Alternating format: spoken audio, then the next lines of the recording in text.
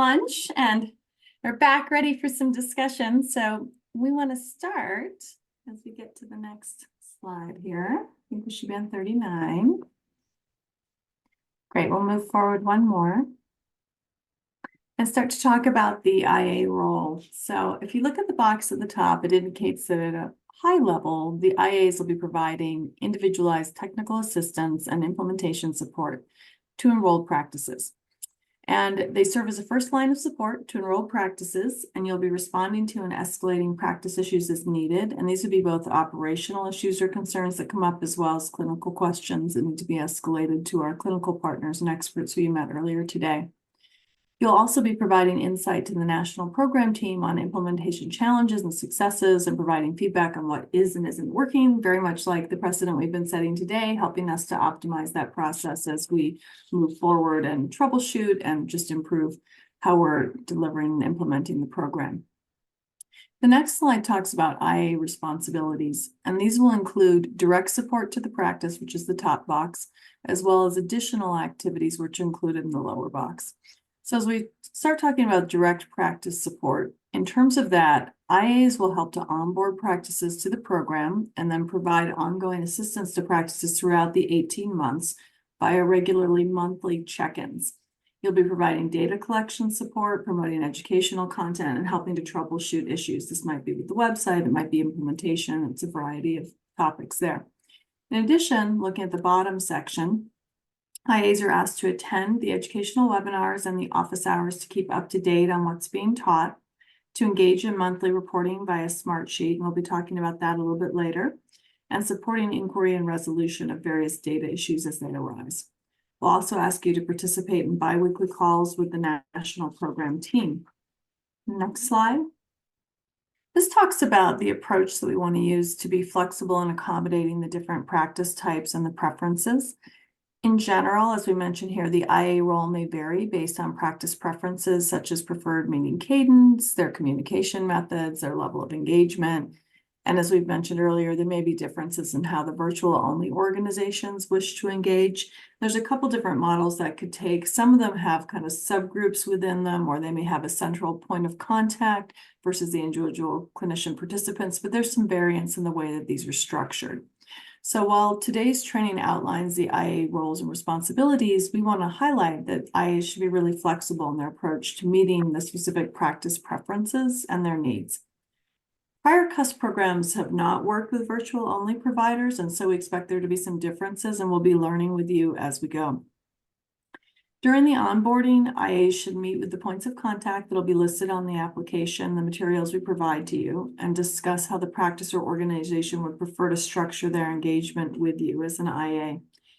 As you onboard them, we ask that you meet with them, talk about those issues, and we welcome feedback from all of you at the biweekly check-in calls about what's working and where processes need to be adjusted or tailored as we're learning together. Next slide takes us into the onboarding piece. And as we move forward to the slide beyond it, we want to talk a little bit about IA assignments. So as I mentioned, this is a new process for us to have virtual-only providers. And so we're experimenting, and we have a process that we've planned out. We'd like to propose that to you, and then we'll have some time for discussion at the end of this as well. So practice onboarding begins with the national program team assigning practices to each of the IA organizations. To the extent possible, we'll assign the brick and mortar practices within a given health system to one IA organization. So for instance, organization X has 15 practices, we'll give those to Stratus. Organization Y has 20 practices, we'll give those to HQI. But this is to the extent possible that we can make the distributions fairly even. And similarly, we hope to assign providers from the virtual-only organizations to one IA organization. However, adjustments may need to be made in order to achieve balance between the three IA organizations. For the brick and mortar practices, we'll work to ensure that IA organizations are not assigned to regions that are part of their QIO catchment areas. And for virtual-only organizations, we're going to attempt the same strategy, but there are a few caveats that we want to discuss with you. So some virtual-only organizations provide care within a specific region or a set of states. For those, we'll do our best to ensure that they don't practice in their assigned IA organization's catchment area. But for other virtual-only organizations, providers are located across the United States, and they may deliver care across multiple state lines and have multiple licenses. Additionally, in some of these organizations, the states where providers work may fluctuate over time. So we can't guarantee, at the beginning, a given provider might be in 5 states. They might be in more by the time we've moved along. So we can't guarantee the virtual-only provider doesn't practice in a QuIO catchment area for their assigned IA organization, but we're going to do our best to work with this, and we want to spend some time at the end of this section talking about the assignment strategy.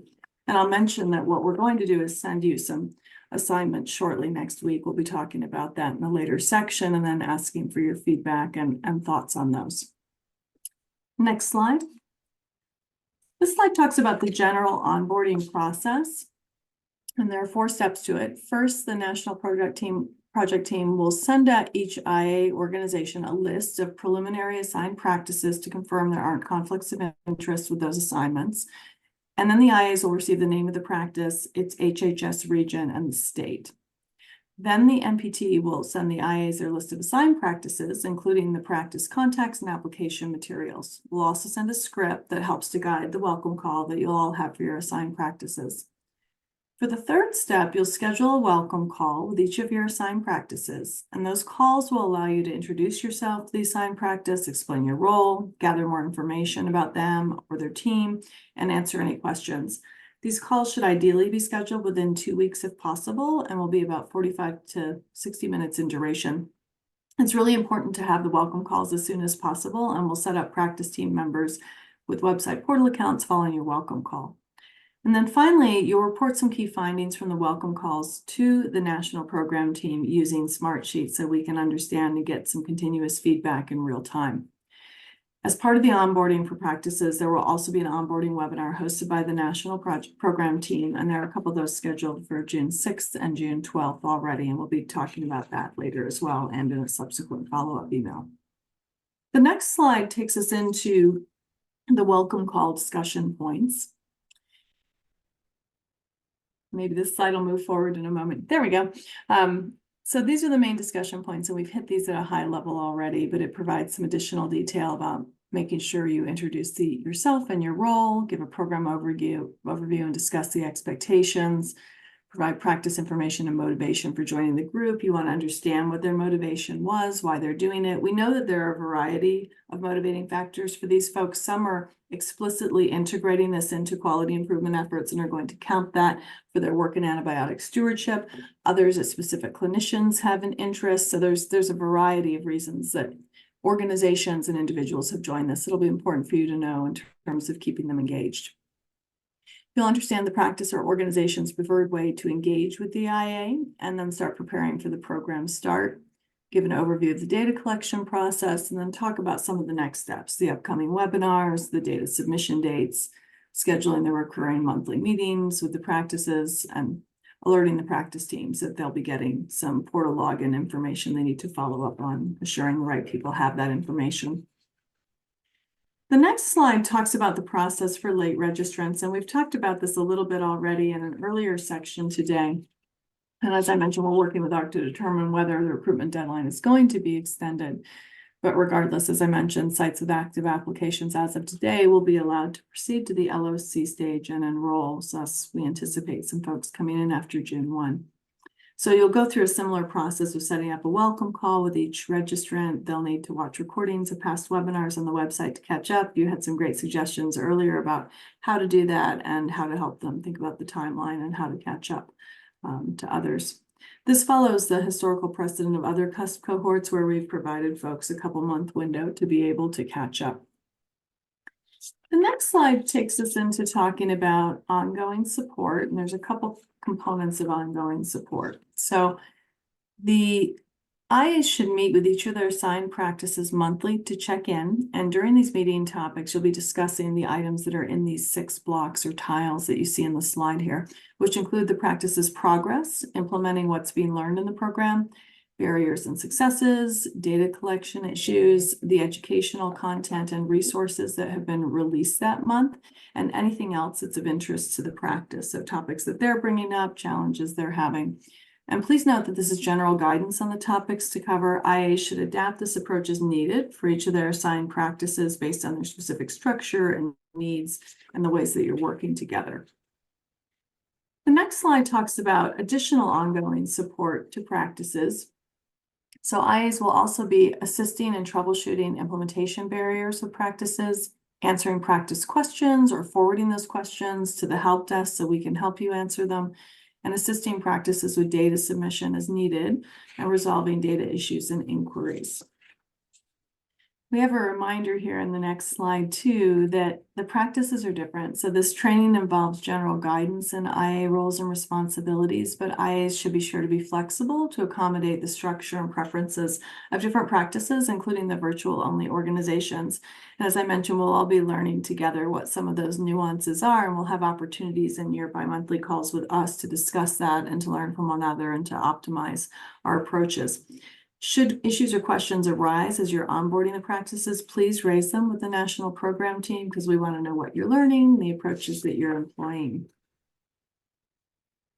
In this next section, we'll talk a little bit about other IA responsibilities. And these include what you see in those three buckets, which are the webinars and office hours, the monthly reporting that's coming to the national program team, and resolving data issues. So starting on that first tile, IA should attend the monthly educational webinar and the office hours, and this will allow you to stay up to date on what's being taught in the program and practice questions and discussions and understanding the questions that are coming up for the sites as they're going through the material as well. Second, for each practice, you'll submit a really brief monthly report that's summarizing key information from your meetings with the practices, and those reports are due on the 7th of each month. And they'll be submitted via the Smartsheet platform, which we'll be talking about a little bit later, as I mentioned. And then finally, IAs may work with practices to resolve data issues. They may need help with submitting the surveys or getting into the portal. Please note that IAs are not responsible for collecting the data. You can help answer questions or troubleshoot data submission. And additionally, if the national program team identifies data quality issues, you may ask to work with the practice to resolve those issues. So that's the scope of that. And we'll be talking a little bit more in the assessment section about the data piece and what's expected and what resources you'll have in place.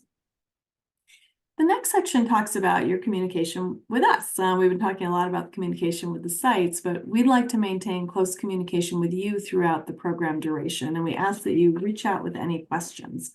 And as I mentioned, you'll primarily be communicating with us through three channels: the Smartsheet, the biweekly calls, and the program's help desk, which, as I mentioned, we are in every day. People are answering that very continuously, and we'll be getting back to you quickly.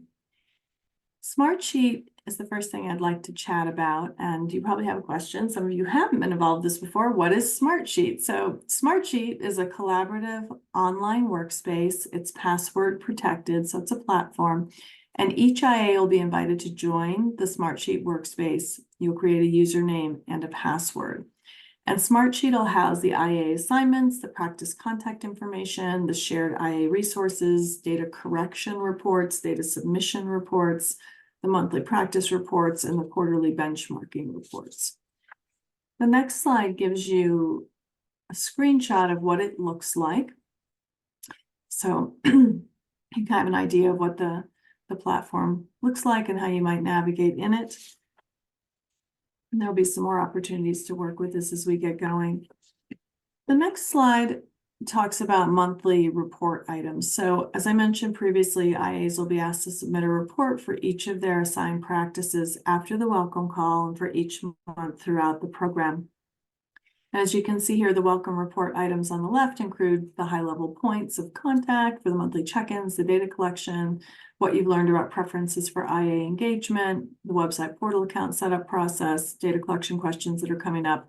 And then on a more standard routine basis, you'll be reporting back numbers of monthly emails to the practice, monthly phone calls, so we have an understanding of the volume of work that the sites are requiring in your engagement with them, barriers and successes, and then other information that you might want to include that's germane. And that might be information for us to help think about how to optimize practices or things that you need, general observations about what's happening across these sites.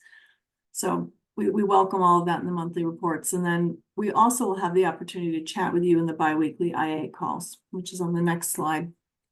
So we'll have a call every 2 weeks to discuss the items that are in these 4 tiles.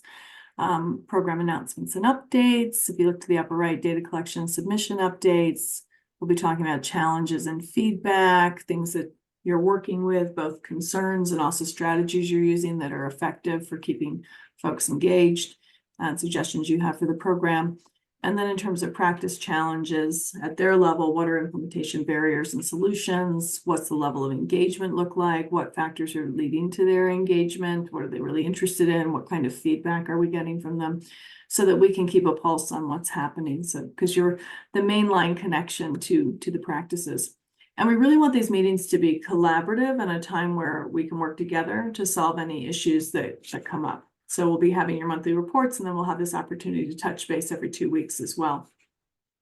And then finally, we have the help desk, and NORC hosts and staffs a dedicated program email account, safety program numeral 4, telemedicine at norc.org.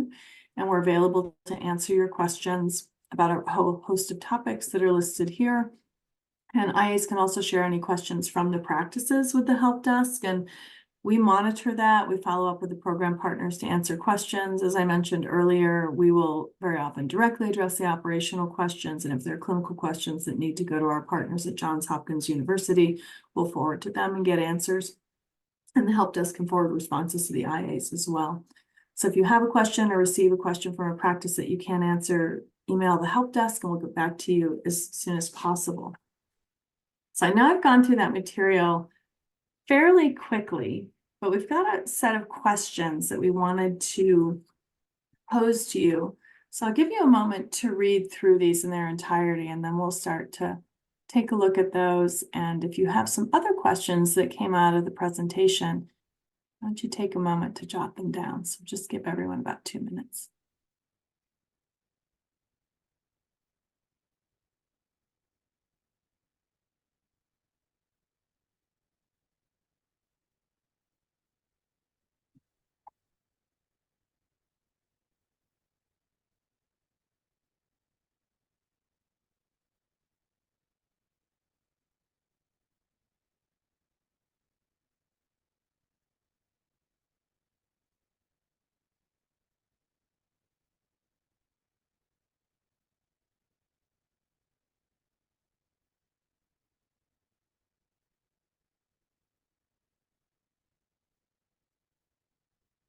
Let's start with just any questions that came up as you were listening to the presentation about the process or the assignment process. What questions do you have?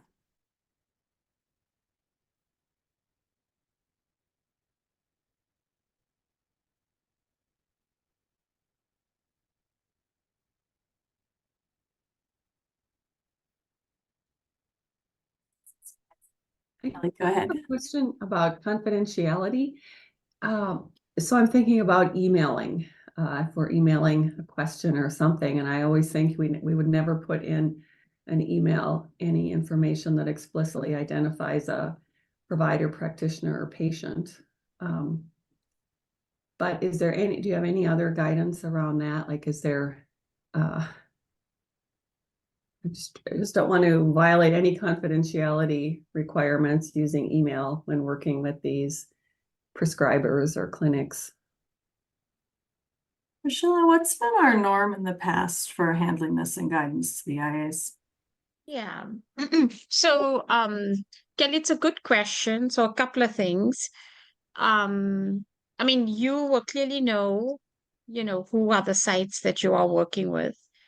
In the past, it has not been uncommon where we'd get an email from an IA, and I know some of you that have worked with us have done this. You'll say, you know, and you'll tell us the name of the location, XYZ location, indicated something, problem with data issues, whatever, they need help with this clinical question. So that type of thing is not, I think creating any confidentiality issue where you tell us there is a site that has an issue. But you are absolutely correct, because on this project, we're only looking at de-identified data, as you all know. typically we're never getting questions about XYZ patient with any kind of an identifier. Does that make sense? So that is not something that we should be ever receiving in email. And even the sites that are going to use the website to give us information are told that everything needs to be de-identified. Okay.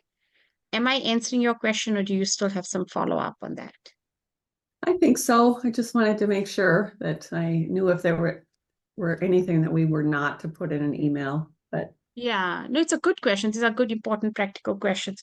The other thing that we have typically done is, I'm just making this up, you know, one of our, maybe Kelly, you come to us and say, hey, I have an ECW site that wants to connect with another ECW site or something. Then what we do is, we'd ask the other IAs, do you know anyone that has ECW? They'll tell us who, then we'll say, can you ask that site permission if somebody can contact you? So we do go through that process. So we're not inadvertently sharing names of anyone participating in the program without them saying, oh yeah, somebody can contact me. I don't have an issue with that. Okay. okay, great example. Sure. Other questions?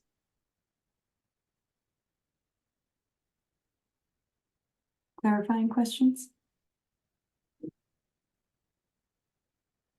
Let's dive into some of these then. This first question says, how might support needs differ between the telemedicine versus the brick and mortar practices?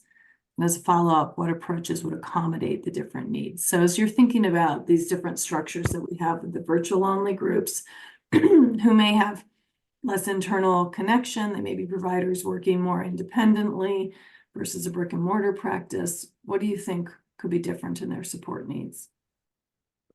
I can start. I believe Padma brought up this point earlier as well, which is with the telemedicine first practices, we want to make sure we have the IT team and practices involved together so that there is a proper communication. There's no gaps in communication there in our expectations.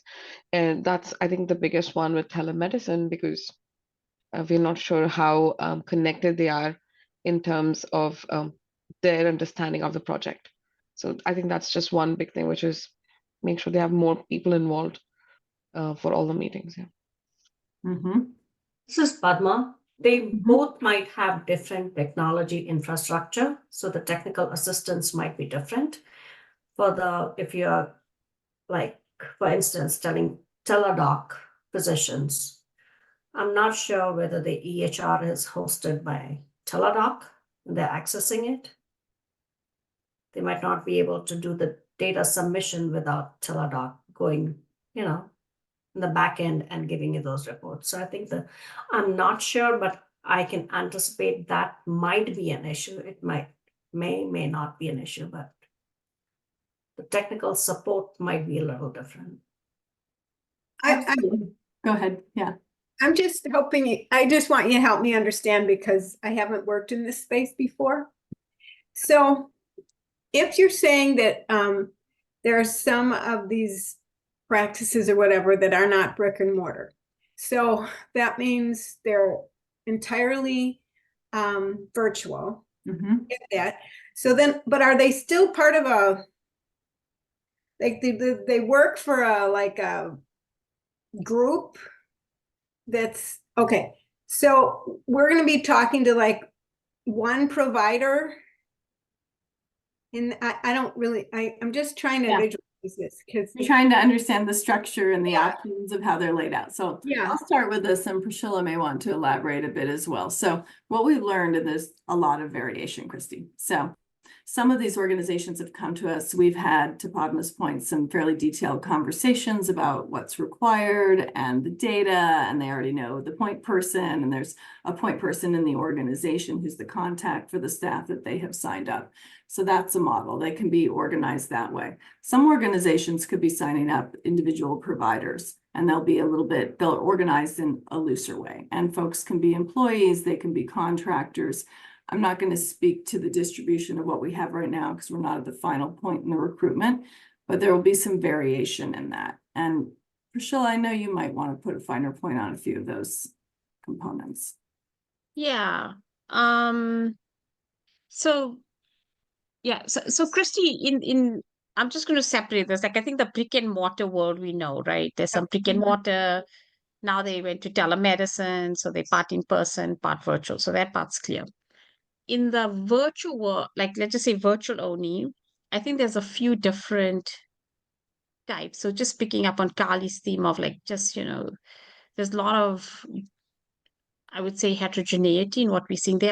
So there'll be like what we refer to as the direct to consumer. So there are groups that are working directly with consumers. There's no healthcare organization in the mix, right? At all. They do have clinicians that they have employed or contract with to offer telemedicine on their platform. So that's one type of group.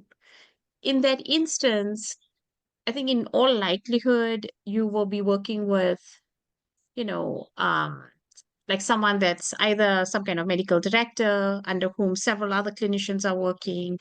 It may be sort of their QI lead or something like that. Okay. So there is sort of that context. We will also have, in all likelihood, um, a healthcare group that has a virtual only pod. Okay. Sometimes they refer to them as pods. I don't know if you've heard that term. So, there's a big healthcare organization, but they have said this is going to be their virtual care offering only. And then we'll be working within that, either some medical director or some QI person in that context. Okay. So there's going to be some differences in who, you'll be interacting with. We do not anticipate, within a group where there's several people, several clinicians that are coming on board, that you'd be interacting with each of them individually. We do not anticipate that. There'll be like some central point, because many of these groups, when Kali and I have spoken to them, have this keen interest in making sure that there's sort of like consistency in how the organization is approaching the care of their virtual patients. And they feel like if they centralize how the information is being received, that's a better way of doing it. So I hope I'm explaining or answering your question in a way, that. I think I get it. So I think Okay. I'm hearing that primarily then our point of contact would be some kind of a leader, a quality leader, or a medical director who would then take the information that we share and then put that into their processes for all their clinicians that are working in this virtual space. It seems to us that that will likely be the Okay. way things will shape up. Now, Christy, again, there's lots of I know. variances. So one of the things we are going to ask the IAs is you make your first contact, and this was something that I had brought up. Like it will be good to understand better when Yeah. you have that first interaction. How are you set up? Who should we be contacting? Who will be working with? Because that's going to help us all, be a little more responsive to their needs. Okay. Okay, that's helpful. Thank you. Sure. If I saw you This had is your mic open, go ahead.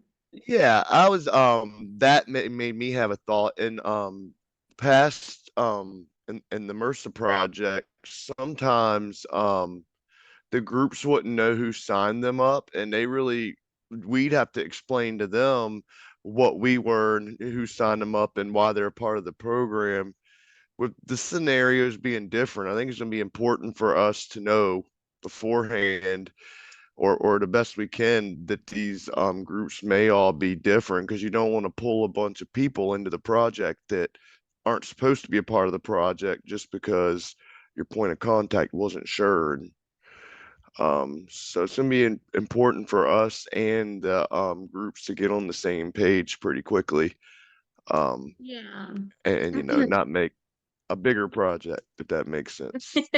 Yes, I understand. So Jeff, that's an interesting sort of comment and observation, and spoken from one who has worked on the MRSA project. I know for sure.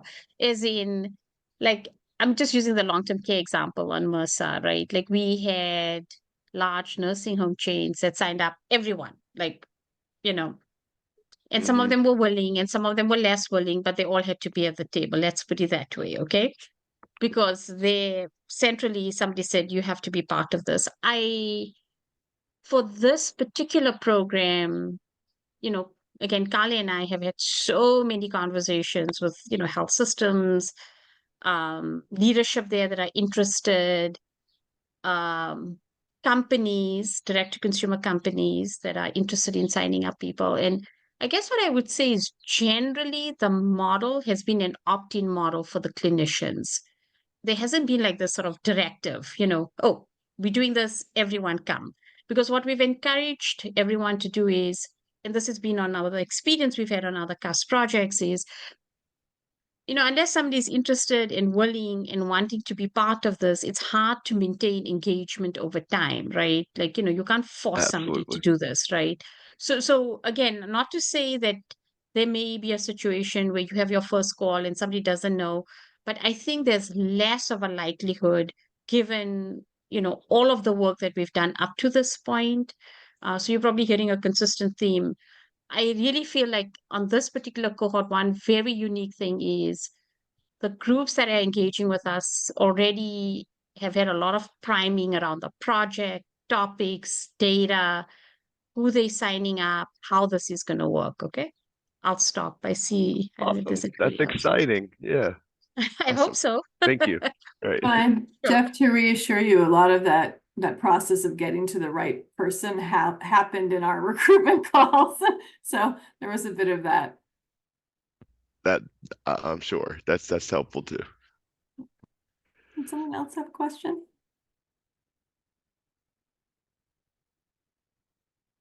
I don't have a question, but I have a comment that Sure. I'm really glad that you have been transparent about the data submission piece. That really helps, so it doesn't catch them by, off guard, and they know what they're getting into.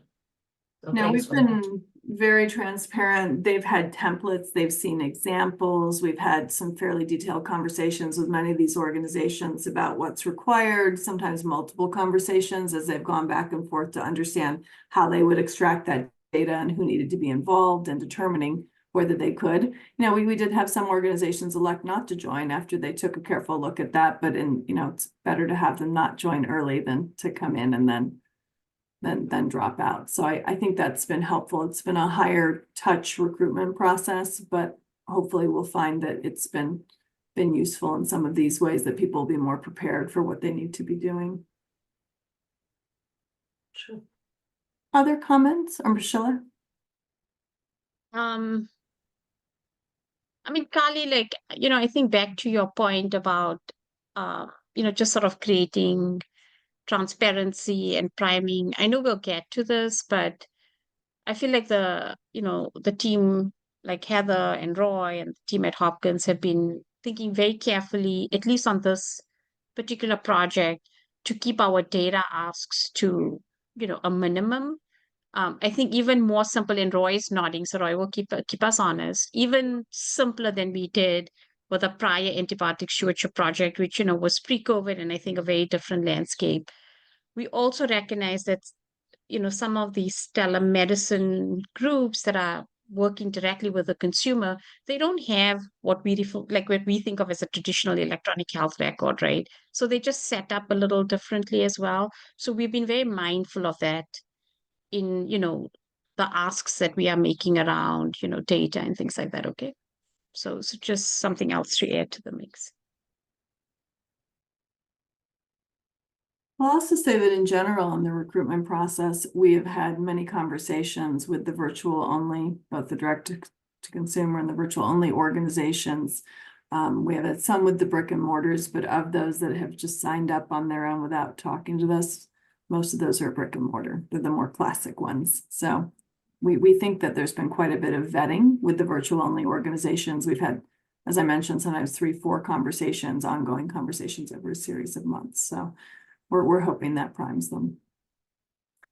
Are there other differences in support needs as you're thinking about this? I know it's hypothetical at this point in time. We'll be learning more as we go, but what else comes to mind? We've talked a little bit about the preparation they might need. We've talked about the points of contact in these organizations. I was thinking, just how these groups share information with their patients. Brick and mortar, they might be putting our teachable moments on the wall for people to see, or in waiting rooms for their actual staff. Where if you're virtual, they probably both have a website, but what someone mentioned earlier, like the waiting room, when you're in a virtual waiting room, usually you can look at something they have there. You could maybe have that information there, or information might need to be in different formats dependent on, how they share their information.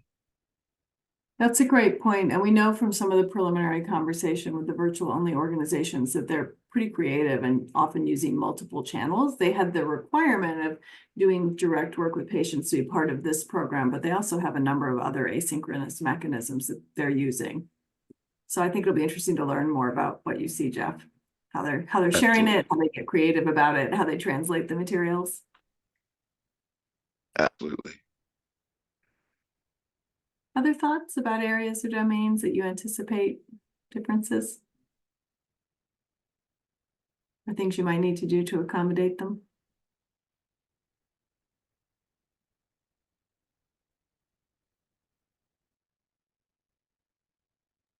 As Well, we I keep going, oh, go ahead. already mentioned about the whole cusp team thing is going to be different. I mean, a brick and mortar can certainly put together a cusp team. I don't think that's going to probably work with the virtual practice. So it'll be a different team dynamic. Mhm. Yeah, a different model of the team, a different way of operationalizing that. And I know Sarah and Pranita have thought quite a bit about how to translate that material. So it'll be interesting to see how that's received and the innovations that the sites make. Let's move on and chat about the second question then. What approaches can be used to monitor progress and engagement of the participating facilities and providers? And I know some of you have worked on this in the past, so we'd love to hear what are some of the approaches that you're using or would like to use in this project.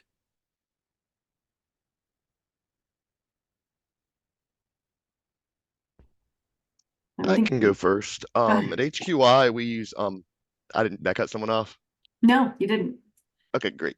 So we use Microsoft Teams to share documents with the rest of our team, and we have like a monthly call folder and then a welcome call folder, and we'll keep updating like the monthly call documents. We'll have one for every practice, and every time we talk to that practice, we'll update that document so then everyone can see it, that's on our team.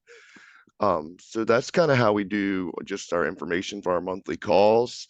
And then we use an Excel document to monitor all of our calls and emails, since we count up all of our calls and emails, and our IT has made it where you select call or email and it'll count them up. So at the end of the month, we know how many, times we've emailed each practice and how many times we've called each practice.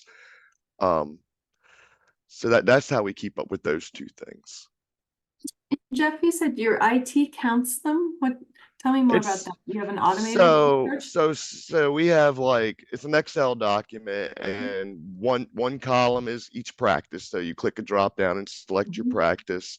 The next column is how you contact them. So that would be email or call, whichever one you select. Then on the next tab, it tells us how many times you called that practice. So if you selected to drop down 30 times in April, then you called them 30 times. Or if you select the email one, for instance. So we just have a column that differentiates how we're contacting them. That's great. And what about some of the more qualitative aspects? You'll be sending in the monthly reports and you'll be meeting bi-monthly with us. How do you track some of those issues in terms of monitoring the progress of the sites and how they're moving forward and engaging? So I do, that's where we use Word documents and we keep it in Microsoft Teams. Mhm. And then we just update it monthly, or if a group, they may call us early and have an issue that we need to reach out to the program team for, we would document that there. And then if it's something that I'm gonna have to get back with them for, I have like a trouble document that I keep up with, so that I know how many emails I've sent to the NORC team. So I don't, forget, oh, they did ask that question last month and I forgot to get back to them. So I kind of check that document weekly or so just to make sure nothing's outstanding. That's helpful. I'm curious to hear from the Stratus team, what approaches you're planning to use to monitor progress and engagement. Well, as far as engagement goes, so we do it a little bit differently as far as keeping track of our calls and our emails. So we don't use a spreadsheet, we just use our CRM. So we have a CRM. So every time we send an email, we just put it in to the CRM. And then we document all of our calls in there. So at the end of the month or at the beginning of the next month, then we could just go into each organization and just simply count up how many times we sent an email or how many calls we had. And I think that's worked really well. Because when you're sending the email, you just like plop it right into the CRM. So it's there. So that's how we document that.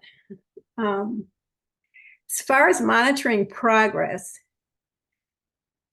I think I will say that's probably a little bit different for each of the IAs. I also have Word document that I keep on all of the organizations I work with, and I have standard questions, that I ask that are like, what are you doing? So I could see when we have the next call and I just ask them about it again. How's that going? Do you have anything new? And that's the kind of stuff then that goes into the smart sheet. So then it's also in the smart sheet. I don't think we try to add too many new places to document things because there's already a lot. So that's how it's worked. I know for me and for a lot of us.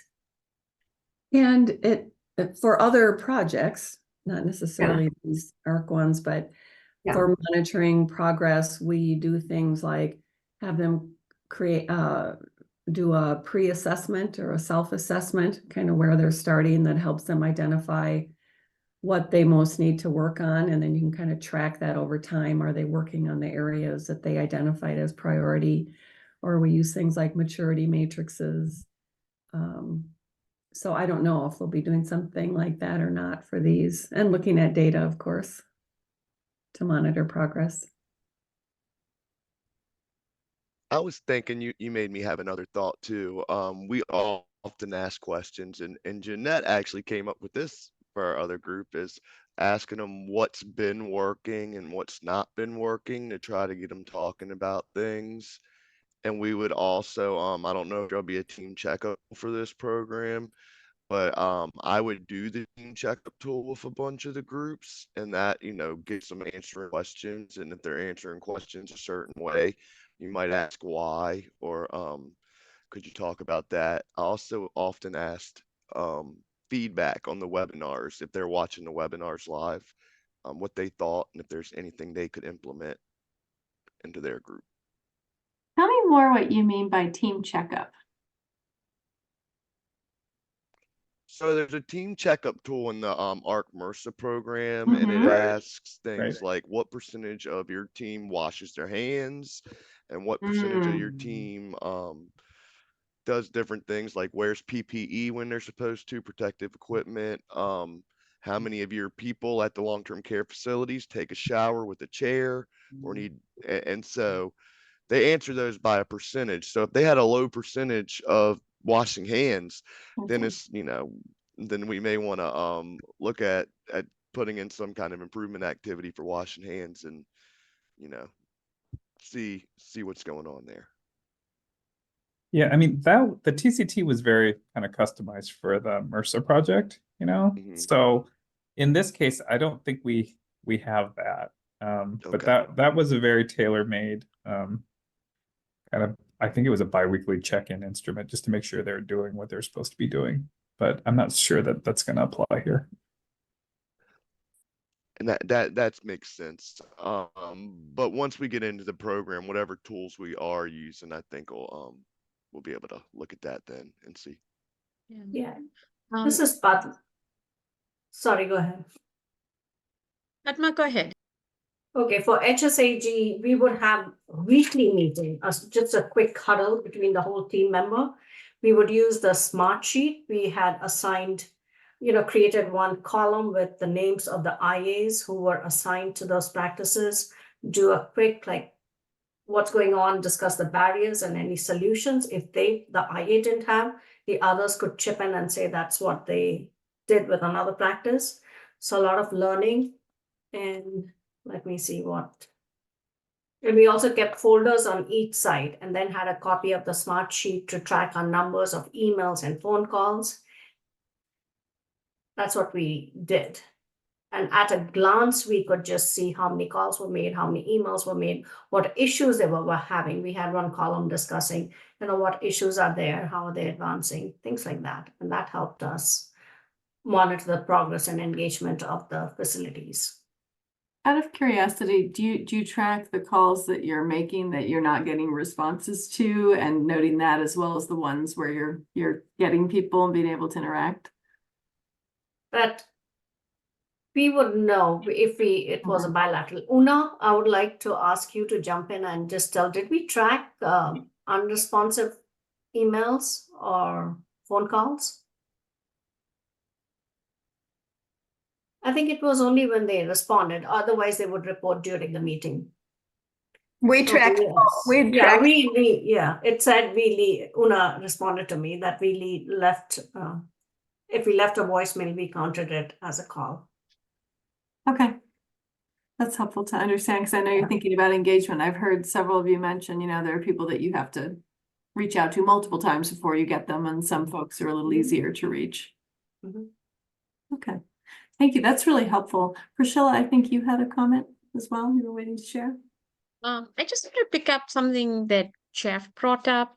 This idea of I think more proactively asking, where are your challenges and things like that. And then adding that to smart sheets, as part of your regular reporting, I think would be super helpful.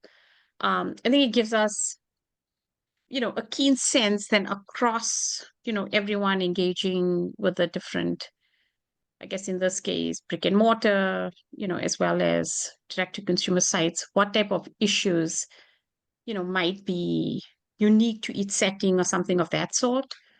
So just something, I just want to second that, Jeff, to the extent that other IAs are comfortable doing this, if you can capture ongoing challenges or issues, that would be super helpful.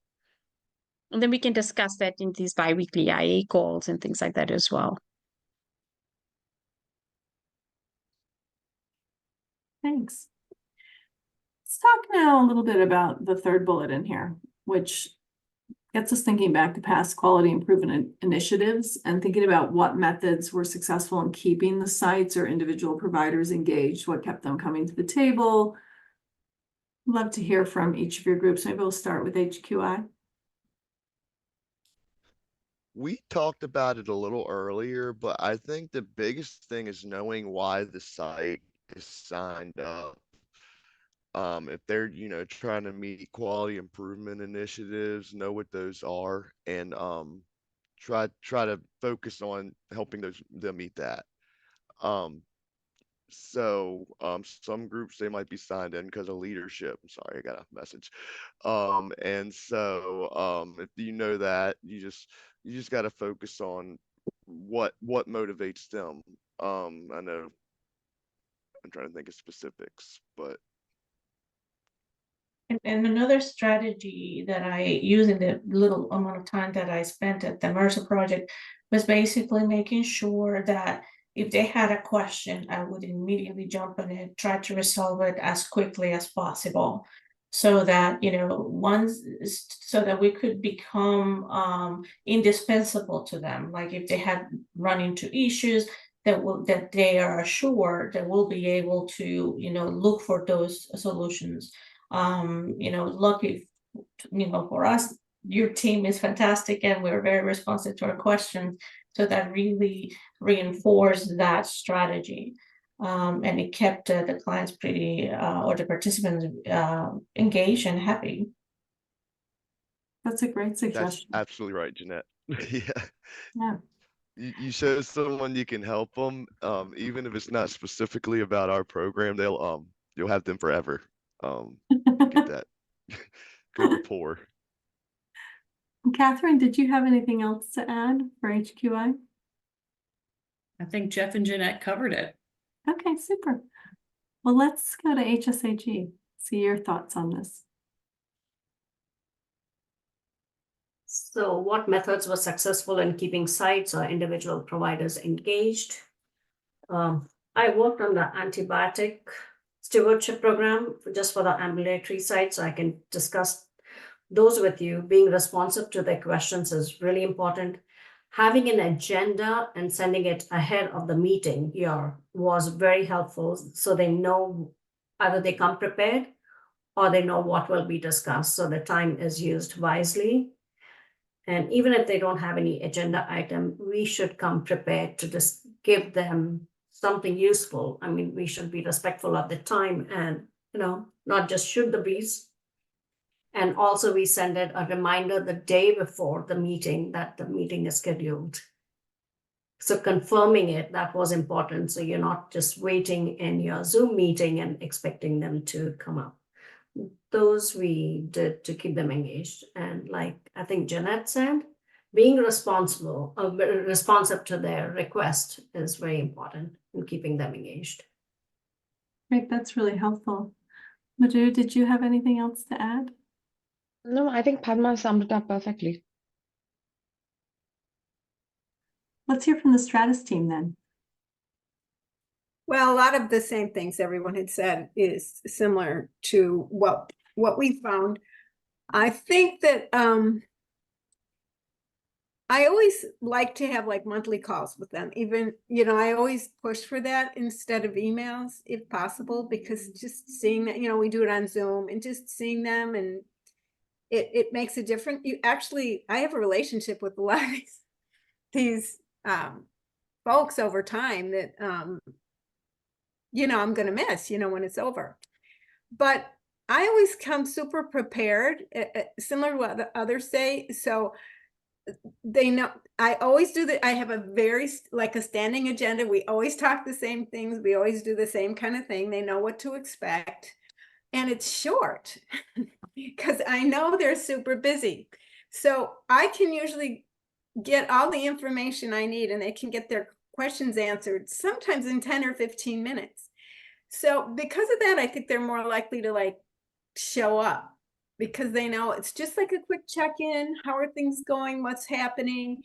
Tell me what barriers you're having. What are you guys doing? What are you implementing? What kind of successes? And just those questions, you get a ton of information.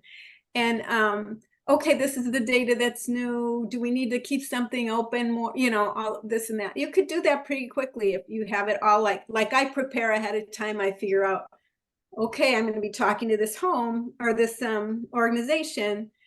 What data, I know right away where they're lacking. I think prep is super important. You just can't like show up. And I think that's what Padma said too. You have to kind of be prepared. And so then they know that you're in it too. You're rooting for them.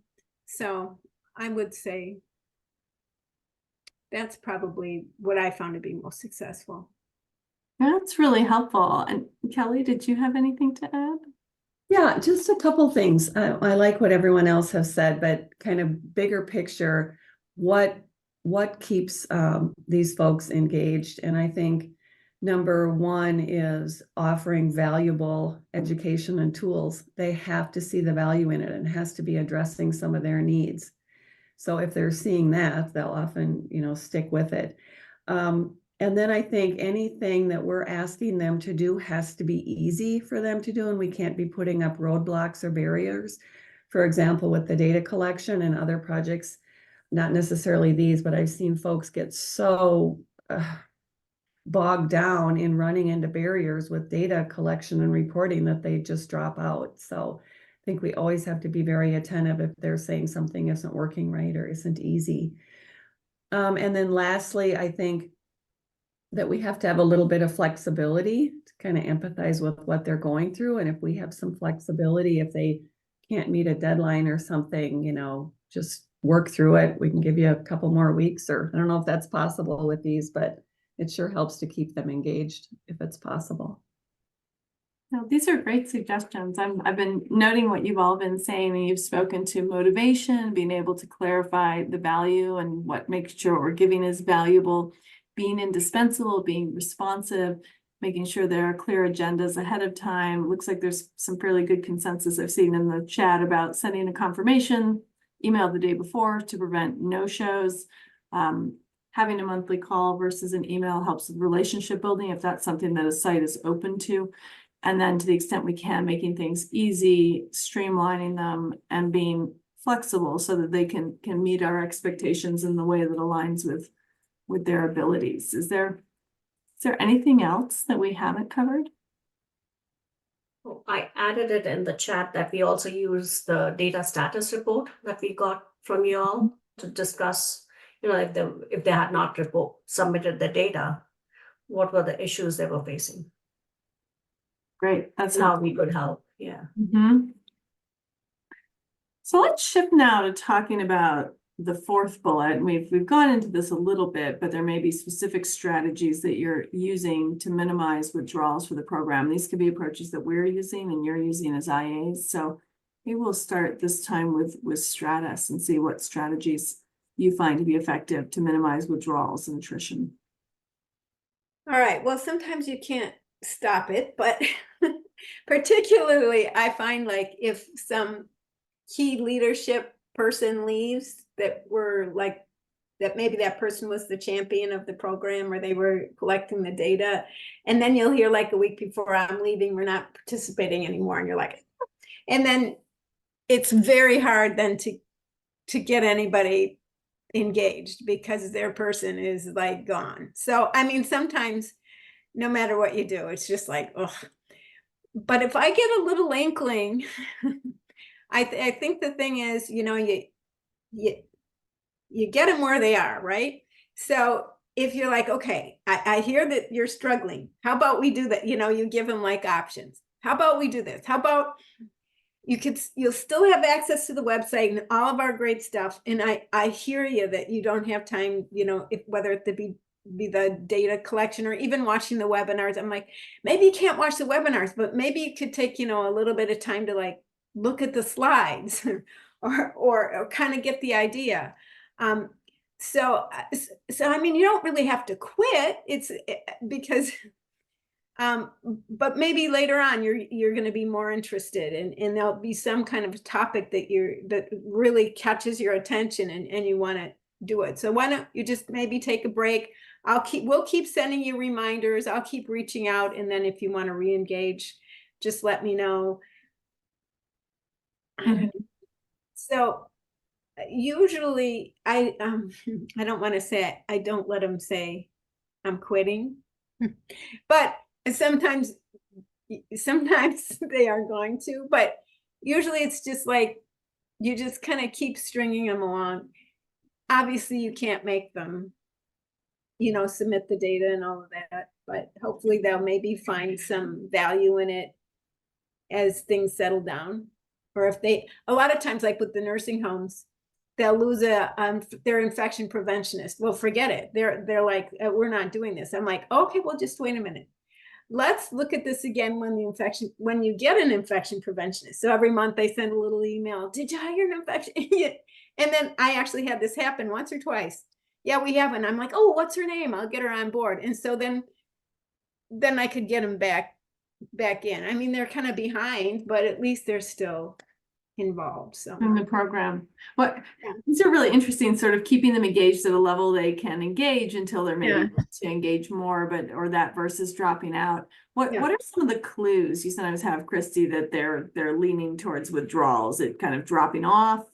They're not showing up for the calls. They're not answering your emails, or you're talking to them and they just like, I'm the a lot of times you'll get, no, I'm not getting any support. I'm the only one doing this. Nobody else is, there, you could just see that they're just dejected, and that's the kind of, it's pretty obvious. Absolutely. You're taking all the good answers, Christy. Like Yeah. 100%. Yeah. Kelly, did you have anything to add? No, I think Christy covered it. Yeah, give them lots of flexibility, try to learn the reasons. Maybe we could reach out to, talk at our biweekly meetings to see if anyone has any other ideas to keep a group on that's leaning towards dropping out. Mm-hmm. That's helpful. Well, HQI, we're letting you go next, even if a lot of the good answers were taken. I'm sure you have some additional strategies. So let's hear your thoughts.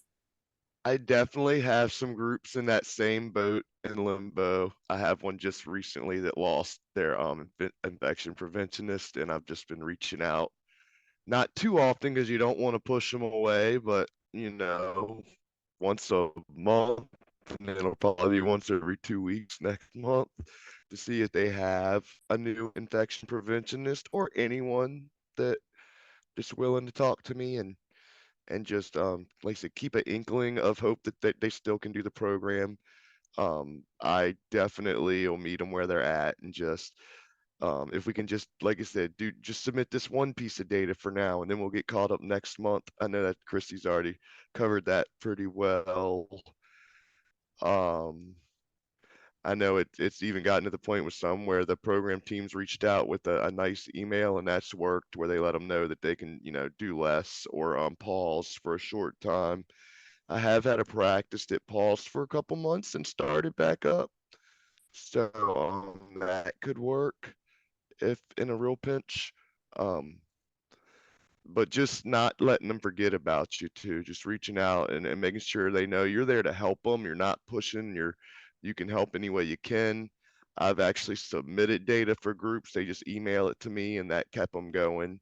It's, they just email it to me, and that saves them from logging into the website and doing that. So doing as much as we can do for them to let them know we're in it together. That's great. What about HSAG? Anything to add? Yeah, we could add a little, and that is to get the leadership buy-in, always have the champion involved, or at least even if they delegate, keep them informed or keep them in the loop. So we always have that support. And like Christy and Jeff mentioned, if that leadership is leaving, try to find another person that they can introduce you to take over, or engage with more people at that facility than just one person. That's very dangerous, because if that person leaves, then you have no contact in that organization. The other one, I got feedback from my team that said value their time. I mean, do not keep sending them little pieces of information, every week or every 3 days, but just consolidate everything in one email that you could send to them, and not too many emails, because they don't have time to read too many emails, correspondence there. And then what else? Yeah, and if they need space, you give them space a little and then go back and check. I remember when COVID hit, a lot of staff was pulled into patient care and they were not coming to these meetings. So we gave them space. We understood what the emergency was. And then later we reached back to them. And at that time, they were, more receptive and gave us like 6 or 7 months of data at one go.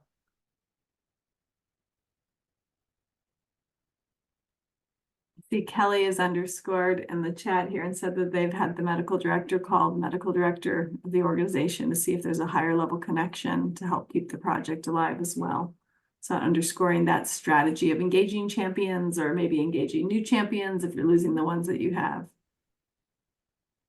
Great, thank you. This is a good list. Talking about you, we've talked a little bit about keeping champions involved, identifying them, getting new ones engaged if you need to, giving them space when they need it, giving the option of a pause or dialing back a little bit rather than dropping out, but still maintaining contact that's a level that shows them you're still there and supportive, but without being at a level that feels overwhelming, and then supporting with some tasks like Jeff mentioned, like the data submission, if they can't get that all in themselves in a given month, but they can get it to you and you can put it in the portal. Are there other things that we haven't talked about that are strategies you feel would minimize withdrawals?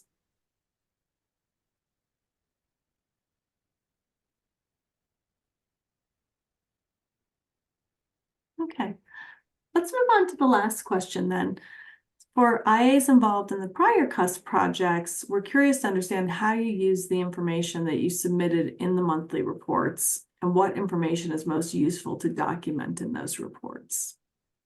So why don't we start this time with HSAG? Okay, I'm opening up one of the old monthly report deliverables that we had submitted and what we found helpful was, again, the number of calls and emails I think we have to report back to you all, and the frequency of the calls. Those we found helpful. The barriers were the most helpful to us, actually, what the barriers they were facing and how we could, resolve those issues and then figure out what we needed to do. What else was it? Yeah, and the data status, like where they were, they would tell us at a meeting that they are going to report the data, but then we found out that they had not reported the data, and we could go back to them. So you can have a check on that. Yeah, and we would even discuss it with them at the meetings. Okay, that's really helpful. How about let's hear now from the HQI team.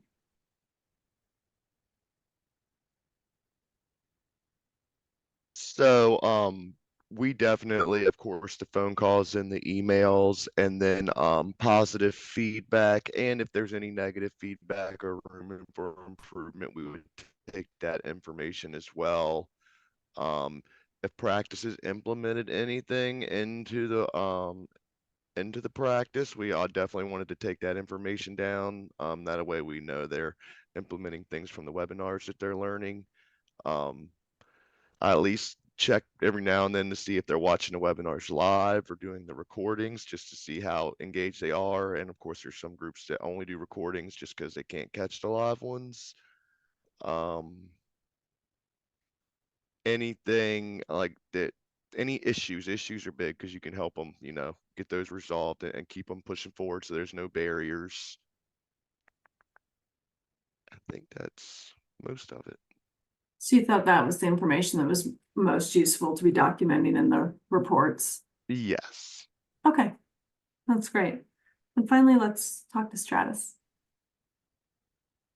Well, it sort of seems like more of a question for you guys, but because we put the information in the monthly report, so we gather that information, and I'm hoping that it's helpful, for the national team. But as far as I think the important information is similar to what everybody else says. What are the successes they're having?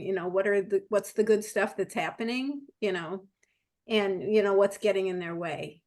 And then also on the monthly reports, you send us information about who's going to the who's attending the webinars, and then that information is on the monthly report. So we can see at a glance, when we're talking to them or prepping to talk to them, if they're attending, at least in person, the webinars. So that's good to know, because that really helps you understand the engagement.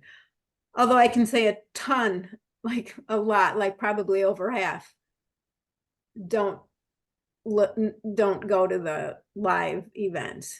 Okay. It seems like most of them say, like when I talk to them, yeah, like I'm too behind, but I'll catch up, so they're doing it, but you can't always like go by what it says on that who's attending. Right, because some of them are doing it asynchronously. And yes, then exactly. some are missing some of them. Okay, that's great.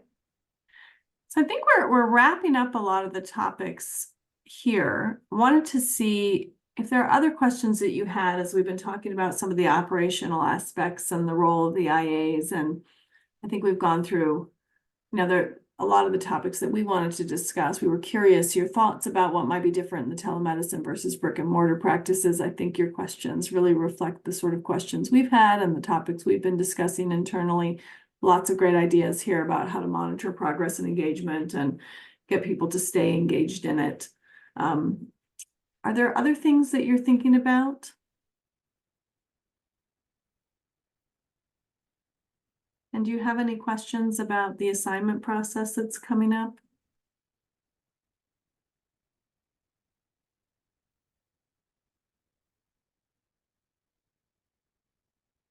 I have one question. Mhm. And is so once we get started, are we going to wait a 2-week period to have our meeting?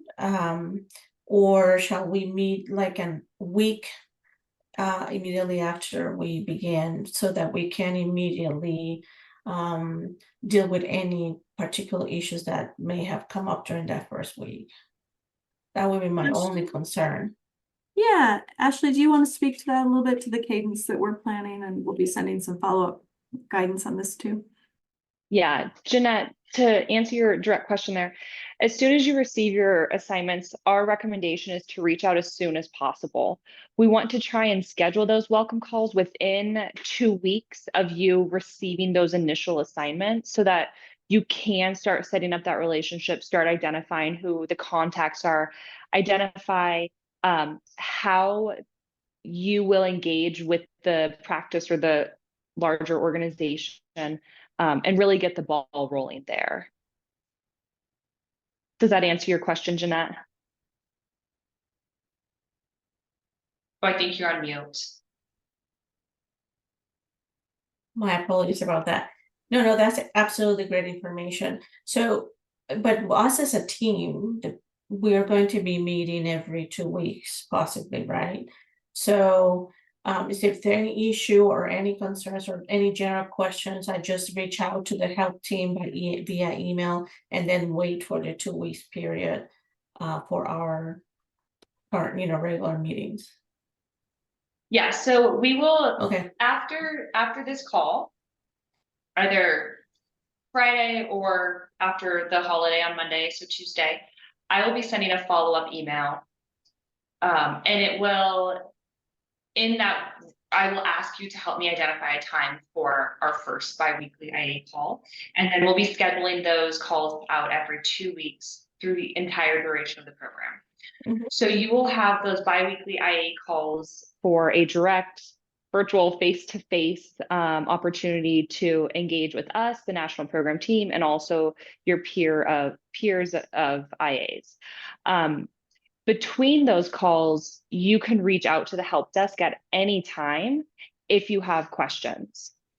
Those questions could be related to your role as an implementation advisor and trying to figure out like what exactly you're supposed to be doing.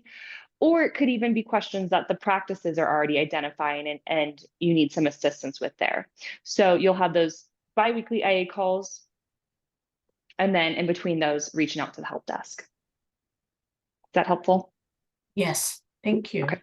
I mean, actually, I would add, so I'm just jumping in here, but I'm just going to say, as you know, everyone on this team starts making contact, and if there's anything that worries you or raises any alarms or anything, like don't wait 2 weeks, just get in touch with us. I'm sure Kali, and other members of the implementation team would be happy to hop on a quick call, right? We just want to make sure that, as we're coming out of the gate, we are being responsive and supportive to you, to the site. So just keep that in mind. Okay. Absolutely. Thank you. So I think we've gotten through a lot of the questions here, and I know we're a bit ahead of schedule, and Heather had indicated she's willing to go ahead and move forward into the assessment piece and keep us a bit ahead of schedule. Does that sound good to you, Heather? Yeah, as long as everyone please, if you need a 5-minute break, you can speak now. Otherwise, we'll keep the momentum up and hopefully we can end a little bit early. Great, I'll hand it to you. All right, thank you. Okay, so I'll be walking us through our assessment goals and data collection plan. We do have some questions at the end, but I anticipate there may be quite a bit of discussion around kind of data collection in general. So I'll try to pause at certain slides so we can we can kind of talk through things together as we move through things. So next slide, please. So this first slide is highlighting the goals of the safety program in terms of evaluation. So goal 1 is focused on the use of educational materials by those participants. So we're hoping to understand practice level infrastructure and characteristics that impact implementation and adoption of the intervention, as well as to assess the participant engagement and progress over time. Goal 2 will be assessing experience with measurement approaches used to improve antibiotic prescribing practices. So the goal here is to understand the provider experience using materials and implementing the intervention, as well as to identify gaps in technical knowledge and understanding. And then finally, to assess changes in knowledge of evidence-based practices and identification of those core learning concepts that will be reviewed.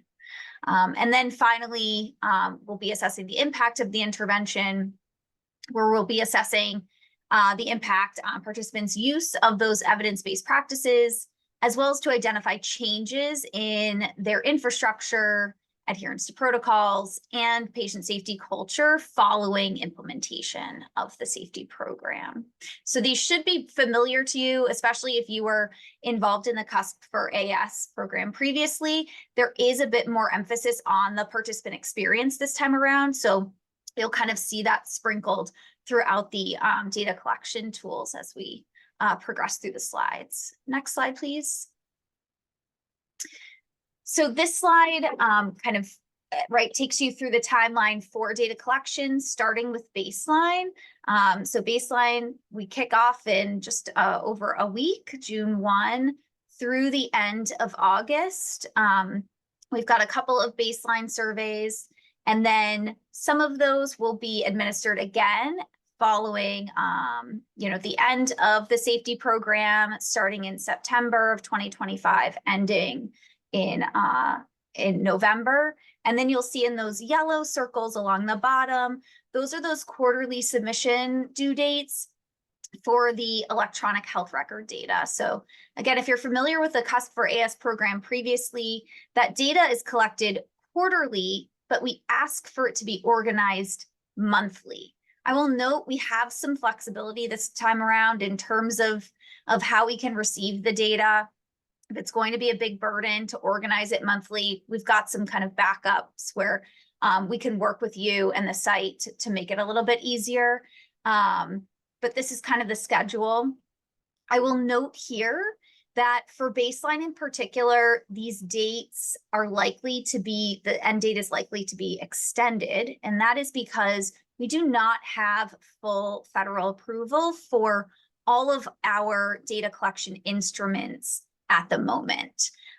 We anticipate that is coming in the coming weeks. So our approach moving forward until we do have approval is we will have something on the website signaling to practices that these data collection tools are coming. Don't worry, you're in the right place. This is where they will be. And that we ask for you as IAs to let the practices know that these are coming, to not worry about having enough time to complete them. We are planning to extend that due date to allow enough time for completion, but that we do anticipate a delay. We do have some that have been approved, and so we're kind of discussing internally the pros and cons of potentially at least starting administering some versus holding them all until we have full approval. So we will keep you all posted, but any comments or concerns, questions about that?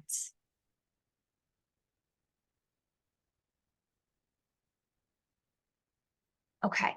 I will note that in terms of data collection of the electronic health record data, we know that can be, especially that first data extraction, can take a little extra time. So one thing that we are planning to do is we're planning to share a draft of the data collection template with you all to share with sites, so they at least know how, what ICD-10 codes they'll need to be pulling, how we're hoping the data can be organized, so you can still kind of get that process in place before we have approval. Okay. There are no questions. Next slide. All right. So this slide just highlights a list of our data collection instruments, who will be responding to each, and then the timing of each one. I am going to walk us through each of these. So I'm not going to spend much time on this slide, but I will say we've got the first three, the structural assessment. This is one that we've used in the past for prior cusps. It's a different survey, of course, but this is that one that's looking at infrastructure and existing kind of supports around quality improvement. We have the MOSOPs, which we did use in the prior cusp for AS, as well as those EHR data extracts. Those will be administered pre and post safety program. And then we have our last two are focused primarily on the participant experience. There's a survey as well as some key informant interviews. Next slide, please. Can I ask a question, Heather? Sure, Kelly. And so under the medical office survey on patient safety culture for brick and mortar, all participating practice staff, what does that mean? Everybody there, or only those that are identified as yeah, what does it mean? So the latter, right? So it'll be anyone who's participating, but we'd like it to be broad. So the MOSOPs was designed to really capture responses from everyone who's part of that team. And so that means not just clinicians, right? It means support staff, administrators. So that's kind of who we're thinking. So anyone who's involved and kind of whether it's actively or kind of in the background participating or helping to support their participation in this, we would hope that that they would complete the MOSOPs. Okay. All right. Next slide. Okay, so now I'll walk us through the data collection instruments that we're planning to have completed by the either practice or organization lead. So starting with the EHR data extracts, the goal here, right, is to collect antibiotic prescribing data. And this will be specific to respiratory tract infection related telemedicine visits. I'll get into the kind of nitty-gritty details in a couple of slides where we talk specifically about this data collection tool. But, really who's going to be completing this is the practice or organization lead or a data lead. It sounds like a lot of you are familiar with what we've done in the past. I'll talk about how we've improved the template in a few slides, but I think the goal, especially at the start, as you're getting to know these practices, is who is that person going to be, who's going to be responsible for either working with IT or, who's going to serve as kind of the data lead to make sure that that data is pulled correctly and is submitted.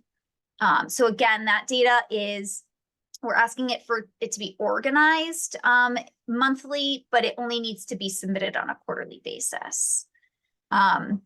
We'll also be asking the practice or organization lead to complete a structural assessment. We'll be asking them to complete it both at baseline and at endline to identify any of those changes in infrastructure that can possibly be attributed to their participation in the safety program.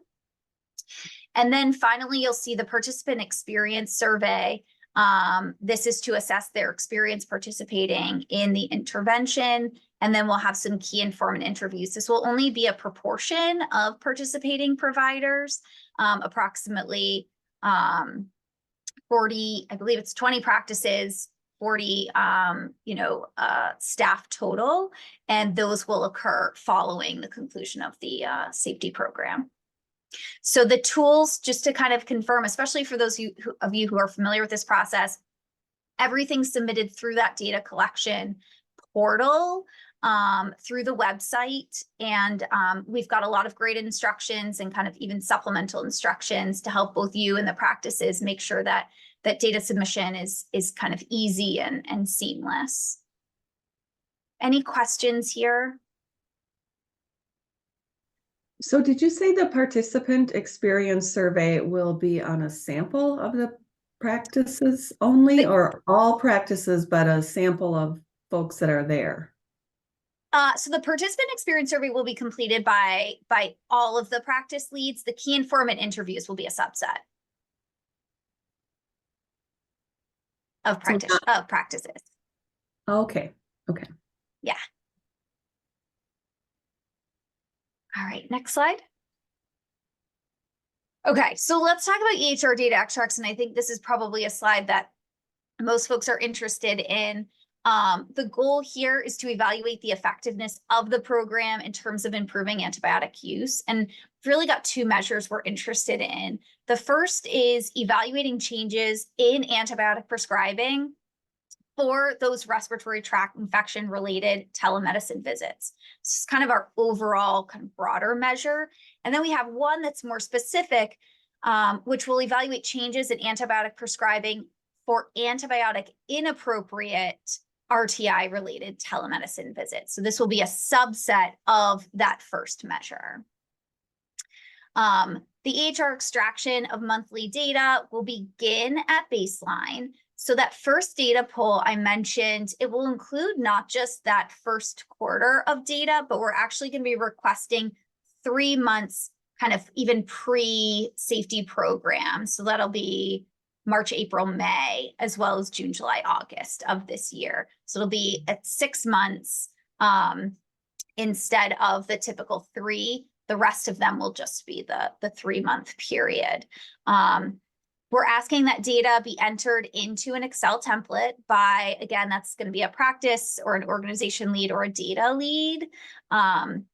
We'll make the template available on the program portal at the beginning of each quarter. And again, even though that is not, that's one of the tools that unfortunately we don't have formal approval for yet, but we're happy to share a draft so that you can see, how we're hoping to organize the data. And I will say in terms of how, we've hopefully tried to make this a little bit easier. If you're familiar with how we collected data in the past for the prior CUSP for AS, we asked for sites to submit the data in aggregate. This time we're asking that sites submit the data at the visit level. So you and the sites are no longer having to roll that data up and create those aggregate values. We're having you submit basically that raw data, except for it is de-identified. So how is that going to work?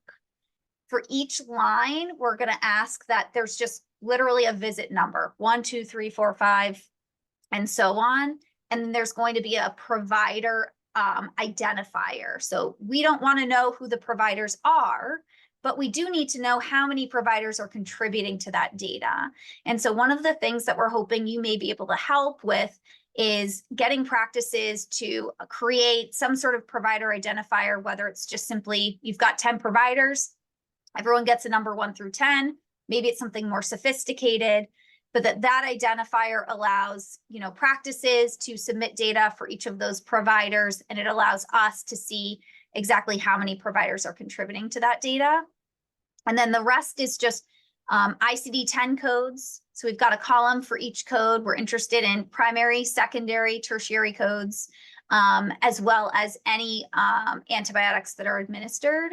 We're planning to be really flexible when it comes to those antibiotics. So we'll accept an NDC, so a national drug code, or drug names. And we're happy to do kind of cleanup on the back end. So hopefully those things make data submission and even that extraction a little bit easier. We'll be applying some exclusions on the back end for patients who have chronic conditions or more, complex and should therefore be excluded. So sites will not be responsible for that. We'll be doing that on our end. And again, we'll be doing the actual formal calculations of the measures to both produce these measures that are on the slide, as well as those benchmarking reports that we know are so valuable for sites as they participate in the program. So I'll pause here. Questions about the EHR data collection in general? Or even thoughts on, moving to this visit level, does this hopefully sound like it'll make it a little bit easier? Is anyone concerned it's going to be more challenging?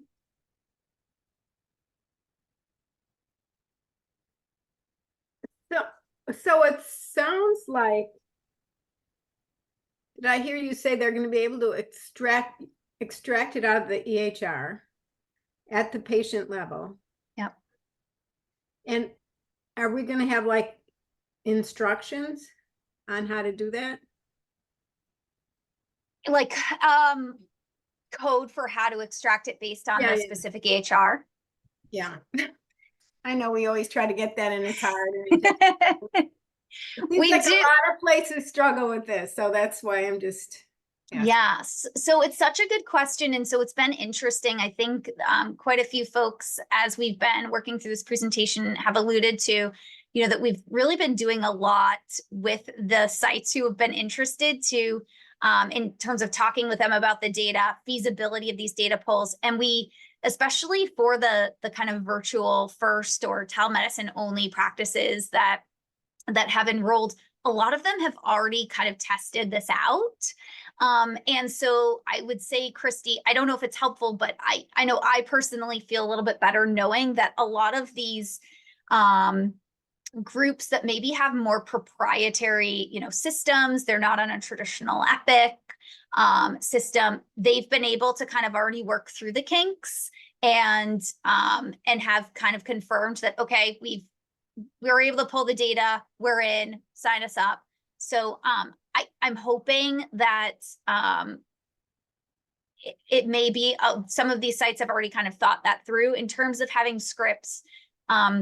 Happy to kind of collaborate with you all. And I think what's been done in the past is kind of working with sites who have figured it out and hoping that they can kind of share some of that syntax to share with other sites. So it's something that we're certainly happy to help kind of collaborate on, and to the extent that you all can help us to kind of coordinate that, you know, we'd be really appreciative. Okay, thanks. Well, that's positive. They say they're able to do it because I don't know. There's just so many struggles I'm remembering from other things. So let's keep our fingers crossed. You know, Christy, sometimes like this all feels very abstract until like we're actually in it and you see it for the first time. So just know that, I mean, we're around to help. And once they do it, you know, the first time it should be easier. But yeah, we did kind of a lot of role play about, you know, well, is this going to make sense? Is this not going to make sense? So hopefully it will be clear. And we really have tried to be as flexible as possible, like I said, in terms of, you know, if you're, you know, you don't use NDCs, you know, you can submit just those antibiotic names for us, and, you know, we'll work out the data on the back end. So definitely, especially in the first month or a couple of months, as you're working with sites to initiate those data pulls, if things come up and, you know, you want to know if there's any sort of flexibility, please reach out to us, because to the extent that we can be flexible in terms of data submission, you know, we're happy to. So don't hesitate to reach out. You know, we'll be as flexible as we can be on our end to reduce the burden on the sites. Any other questions? Okay, let's move on to the next slide. Okay, the structural assessment, I talked a little bit about this one already. You know, this one, it's new, but we've used a structural assessment in the past. So this really aims to collect information about, you know, the practice. So it'll capture any existing antibiotic stewardship activities, that existing infrastructure and kind of their capacity to carry out the program, any leadership that they already kind of have in place around antibiotic stewardship. And so because we are administering that both at baseline and at end line, the goal here is to really look for changes in those key elements. So in that infrastructure and antibiotic stewardship over time that can potentially be attributed to their participation in the program. Again, this is going to be completed by the practice lead. or what we're calling the organization lead at those telemedicine only organizations. And it's quick, 10 minutes, really short. So hopefully relatively low burden. Next slide. Okay, this participant experience survey, again, this one's new. There is a bit more of a focus on the participant experience for this CUSP. And so the goal here is to assess how practices and really provide first implementation to the program. So this survey will be administered at the end of the program. And you'll notice here there's a really small nuance, so I want to call it out. This is going to be completed by the practice lead at the brick and mortar practices, but it's also going to be completed by the practice lead at the telemedicine only organization. So the difference here, right, we have for the telemedicine only organizations, you've kind of got that organizational lead who is, you know, potentially or hopefully going to be responsible for the data submission, or at least working with the data lead. And they're kind of at the top here.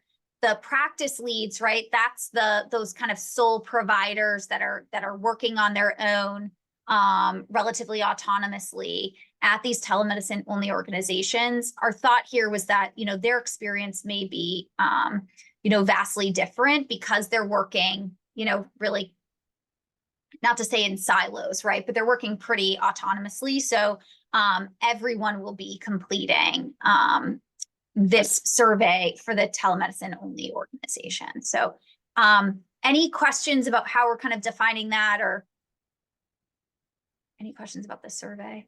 Okay. I think this one too, 10 minutes, it should be quick. And again, you know, goal here is just to really kind of understand their experience. Next slide. And then finally, we have our key informant interviews. We've done these in the past as well. So these will assist in our understanding of characteristics of teams who were successful in terms of implementation of the program, as well as improvement in antibiotic prescribing practices.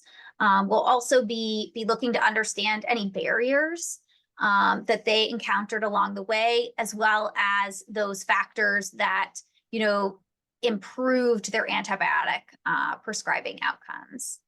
These will happen via telephone or hopefully over Zoom at the end of the intervention. And again, the goal will be here to interview 2 people from approximately 20 practices or organizations. So it'll likely be that practice or organization lead, as well as one other staff from that participating organization. Next slide. Okay, so those are the tools to be completed primarily by the practice or organization lead.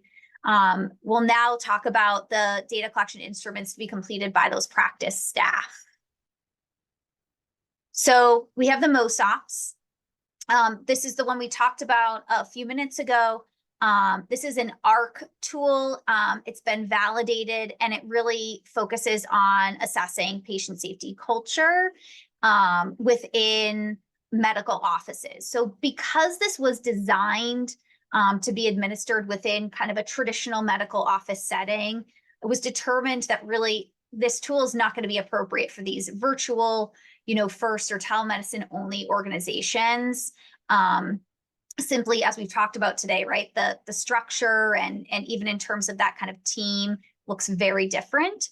So we will be asking just the brick and mortar practices to complete these. And again, that's going to be all staff who are involved in the safety program, whether they are clinicians or kind of administrative staff. So, you know, schedulers, administrators, medical assistants, mid-level providers, as well as physicians. And this one will be administered both at baseline and at endline. This tool will be completed by all staff through an anonymized link by you all, the IAs, to practices. So you all will be getting those and kind of distributing those. For those of you who were involved in the prior CUSP, my understanding is that this is kind of how we've done it in the past. So no change there. Next slide. Okay, we talked about this. Go ahead, next slide. Okay, your role in the data collection process. We just talked about participation in biweekly IA calls with us, the NPT. The goal here is to receive guidance on how participants should complete the data collection tools. We've got plenty of resources we've developed to hopefully help support you and those practices, but this is a great opportunity to ask questions. And again, if there's anything that we can do to support you in the practices, whether it's making some adjustments or adding in some flexibilities for, you know, how the EHR data is collected, or even in terms of, you know, timing, please let us know. We also ask that you engage assigned practices through those monthly check-ins. I know we've talked about this already, but in terms of data, just asking that you review those data submission guidelines and that timeline so they're aware of those key dates. And then to serve as a point of contact for those data-related questions. And then monitoring data collection or submission progress at each practice or organization that you've been assigned to. Questions here? No, it's pretty straightforward. Okay. Next slide. Okay. And then finally, you know, we ask that you work with practices to resolve those data issues. We will, of course, be here to support you and to help you, you know, work through those data issues or inquiries. I know we mentioned this previously. You are not responsible for collecting the practice data, although I heard, Jeff, that's so kind of you that you've helped to do that, even though that is not your responsibility. We appreciate it. The only thing that we ask that you help with is distributing that survey link for the MOSOPs, and that is because that's an anonymized link. So we don't know. We know, you know, generally who's getting it, but all that data remains anonymous. We don't know who's completed it for the MOSOPs. And as Roy says in the chat, it does take a village to get the data. So we appreciate you being a part of our village. Next slide. Okay. A couple of questions around data, but of course, happy to answer any additional questions that you have.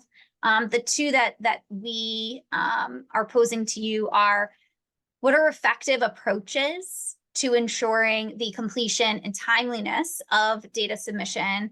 And while I haven't been involved in prior costs, my understanding is that, you know, there has been a need to kind of have some flexibility around deadlines. And so, you know, we understand that these are not hard and fast deadlines, but I think to the extent that we can get the data in early, if not on time, it obviously allows us, especially for those benchmarking reports, to get those out in a timely manner. So anything that you found to kind of help ensure that those processes are in place and they can get us the data, especially that EHR data quickly, would be great. Jeff? We always remind the practices on all of the monthly calls about data and review what's been done and not done. We send an email at the beginning of the month with due date reminders, and then another one at the mid-month, and that's to all of our groups, plus a big blast email to give them a couple of reminders. And then about a week after the month is over, we review the you guys' report that tells us who's done it and who didn't do it, and we'll reach out to those groups that didn't do it and remind them they didn't do it and see if they want us to get it reopened. And then if they do, of course, we reach out to you guys and get it reopened. Hopefully we don't get to that point, but sometimes it happens. Okay, that's helpful. I have a question. Yeah. Even though, you know, all those strategies have been used by us as a team, HQI, there's always this instance where some individual will be having a difficult time. And what would be that cohesive message? What it is in for them for this program? What is that message that we need to convey to motivate them when they're at the lowest point and they feel like they can't continue participating? A unified message. Jeanette, can I ask, have you found, my understanding is the biggest barrier in the past has it been around the EHR data? Is that primarily what you're not only that, you're but concerned about, or go ahead? But for example, the individuals who are responsible for engaging, Sure. based on the previous MRSA project, you know, circumstances happens within their realm. And they get discouraged, and then they convince themselves that they really don't have the time to be able to continue engaging. So what would be that message that we need to make sure to tell them, you know, there's a reason for you to participate, you know, and this is for you. Is it you're contributing to a bigger, you know, mission of providing important data that is going to set policy in the future, or what is it that because, you know, we come up with a lot of good strategies in keeping them engaged, but at the end of the day, you know, having an idea of what would be that important message of, you know, this is the reason why you participate in this and the benefits to you. At the end of the day, we all want to know how am I benefiting? And at the end of the day, I think that it's a give and take, and it would be really helpful to have an idea of that key message for the program participants that are about to, you know, fall, and we don't want them to fall. I love this question. What do others think? I don't know that I have the answer, but Roy. I mean, you know, I always try to emphasize that this is a quality improvement program, which means that, you know, the act of collecting the data, thinking it through, thinking about how it informs your own practice isn't of itself very valuable. So I guess, Jeanette, sometimes I try to reframe this as, oh, I have to do this data collection for this AHRQ project. You know, and instead think about, well, okay, I'm learning a lot about my practice and what I'm doing, and I get to size myself up against how others like me are, you know, are doing, and it's very valuable in that respect. And, you know, as you say, sometimes, Jeanette, that works. Sometimes, you know, people aren't motivated by that. So it's really the process that is the valuable asset here. They're really learning how to, you know, go about doing a good quality improvement, and how that's going to serve them in the future and any other project that they engage with, I guess. But I think, Roy, you touched on a great point where, you know, I think if you're able to kind of see your progress over time through those benchmarking reports, you're able to see improvement, that's a potential motivator, right? To keep going. Look at how much you've improved, especially compared to others, you know, over the next 3 months, even if, you know what I mean? It's just kind of reinforcing those, you know, what's in the webinars and, you know, those educational tools, you know, look at how much progress you've already made, keep going. That may be a motivator, right? Because that's data, right? The data doesn't lie. And so, you know, if you can kind of point them to the data to say, listen, like, you're getting there, keep going. Yeah. If I may add, providing that benchmark is a big incentive for them, because they have to present that report to, you know, higher ups, maybe to the C-suite and all. And then if they are below the benchmark, then it gives them an incentive to catch up. And if they're doing better than others, they want to keep going there. But to answer your question on effective approaches to ensuring completion and timeliness of data submission, I think those very regular meetings, that's important. Benchmarking, we have already, then having this dedicated IA, talking to them, giving them some whatever assistance they need, explaining it to them, the data submission forms, to reduce the burden on them for data submission, providing them technical support, whatever they need to the best of their ability. And just explaining those data templates. Sometimes they just need to understand what data elements they are looking for and where they will find it in their EHR.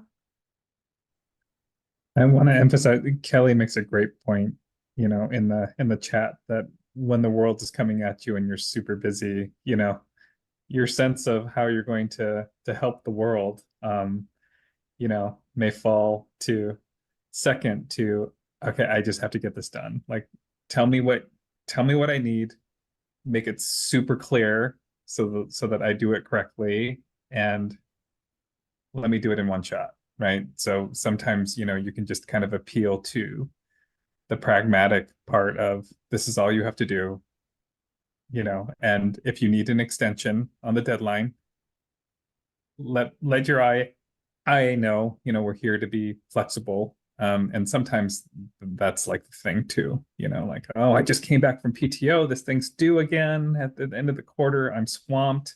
And sometimes it may just be some encouragement and saying, well, if you need an extra day, let me know and I can check with you know, with the NORC team and see what we can do. Yeah, and also something we did for the past projects was we asked them to submit their data 2 weeks prior to allow for resolution of any difficulty they may have. I like that idea. Ashley?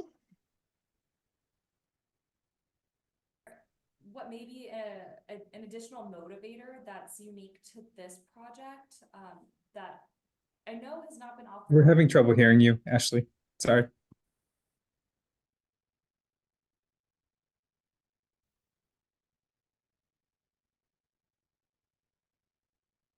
I don't think we can.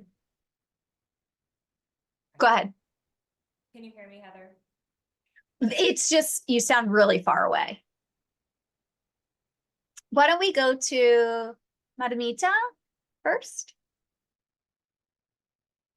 Yeah, I think visual reminders always are helpful, whether it's email, whether it's calendar reminders. It does help them plan their week, their month. So reminders on their calendars for data submission, that's always something helpful. At least that's what I find. You can plan your week, your other deliverables around them. And probably if there are sites which we had issues with in the past, during the past deliverables, spending a little extra time with them, checking if they're having any issues, and reminding them every meeting that the data submission deadline is coming up, that helps. And I would say, so I mean, we can remind them all we want, but then they still don't submit the data. That's not the problem. The problem isn't that they don't remember. It's some other problem. So I think that it's just individually, you have to just kind of figure out what's the problem, you know, and you're going to have a different approach depending on what the problem is. And sometimes it's that the person left that used to submit the data. So now you have to train somebody or give them access to the portal. Or maybe it is that somebody's on vacation, so they're going to be back, and then they'll do it then, and they just can't do it. Or maybe there's a pandemic. I don't, you know, there's all different things. And I mean, we do a lot of reminders too, but I don't find that reminders are always the best thing. So yeah, and just yeah, this is a hard one because there are just some sites that you do a lot and then they're like, okay, oh yeah, I'm gonna do it, and then next month comes around. So Christy, if we can help them identify who's responsible to pull the data and who's entering it, it is much easier for them to get data submitted on time if they assign those roles. Okay, you'll be responsible on such and such date. You submit it. Well, I have an example, like in the surgical site. I just had a conversation today with somebody, and we have there's a new ask that they join another NHSN group, right? Well, you know, I'm talking to somebody who doesn't do that, who knows nothing about that. So I'm like, okay, well, who does that? Who's the person that can add us to a group in NHSN, you know? And because then I'm gonna talk to that person. And then she gave me the email address and all of that stuff. Because I'm not real comfortable with saying, could you just tell her to do that? You know what I mean? I'd rather like know who it is. And then, so I'll just go directly to that person, and it just seems to work better. So sometimes, you know, it's that kind of thing. You just, yeah, got to ask a lot of questions. Ashley, back to you. Okay. Can you hear me now? Yeah. Great. Fantastic. Okay. I just wanted to share an additional potential motivator that's unique to this project that I know we aren't offering for MRSA, and I can't speak to if it was offered for the CUSP AS project, but we will be offering MOC Part 4 credits. So that's maintenance of certification credits for physicians, and Part 4 is specifically for involvement in quality improvement initiatives. And one piece of mock 4 credits for physicians to claim and receive those credits is that they have to demonstrate that they have utilized data to inform their quality improvement initiatives. And as we have been speaking with Pim, who is offering the credits, who are offering credits through, they have indicated that it will be appropriate for sites to submit their final benchmarking reports for these credits, to get these credits. So if practices submit their data baseline throughout the program and endline and demonstrate this longitudinal data, that will meet the requirement for those mock Part 4 points. So I think that's an additional incentive that we could use for some practices and providers if they are interested in claiming these credits. Excellent point. Thanks, Ashley.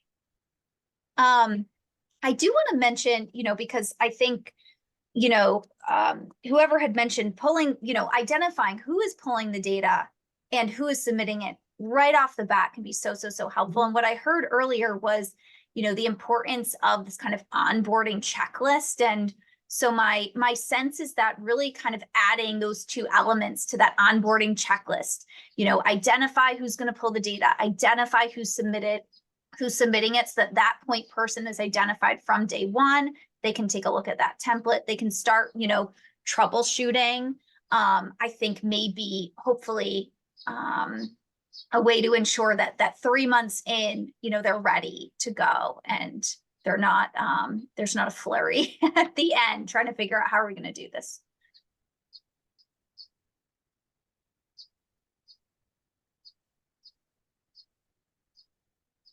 We also have a second question about, how data collection and submission needs may differ across practice types. We've talked a little bit about this, just kind of understanding, especially those virtual only or telemedicine only organizations, how, their data we've learned may be organized a little bit differently.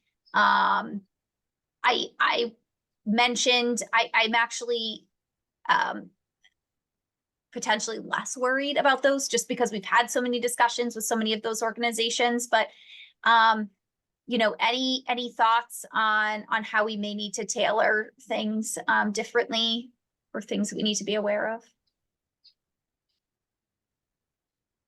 Could you say more about what you've learned from talking with those organizations that kind of reassure Sure, you Kelly. they're going to be able to, what does it look like? How will they Yeah, be able to so it's been really interesting. A lot of these telemedicine only or virtual first organizations, we have found that they use proprietary databases, right, to house their data. And so we found that some of them don't even necessarily collect ICD-10 codes.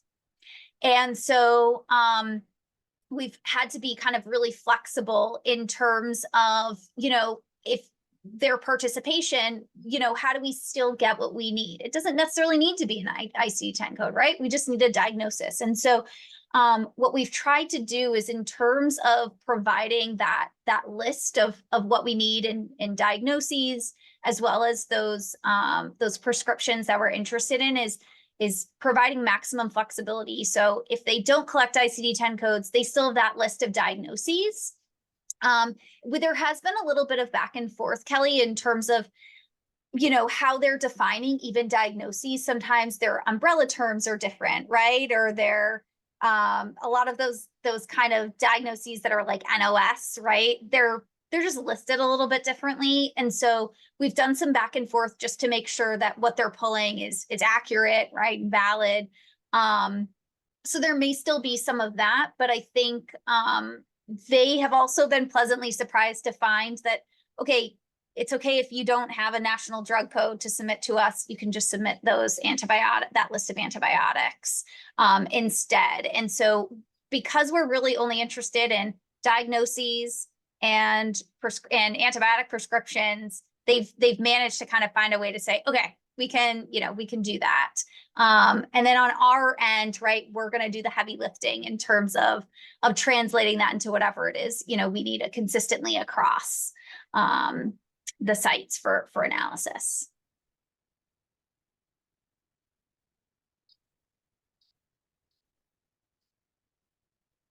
But actually, Kelly, you're raising like a good point. If what you're finding is initially, especially with this first data pull, if sites are pulling things and you're not sure it's right, or they want to make sure that they're capturing the right things, please, reach out to us. We're happy to take a quick look. We're happy to jump on a call and make sure that it's what we're looking for. And again, if we can be flexible, we will.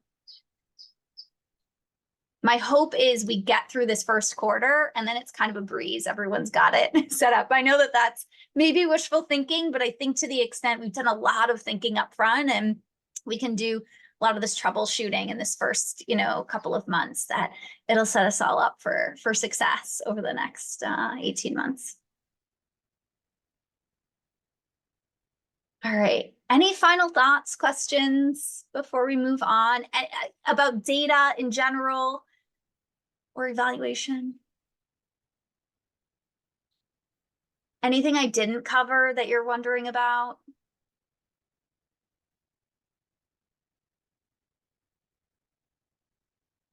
I'm so close to it. Sometimes I forget. Go ahead, Roy. No, I just feel really, really comfortable with this group on the call because you're asking the right questions. So I have a strong feeling that we'll be successful on the data collection side. So thank you.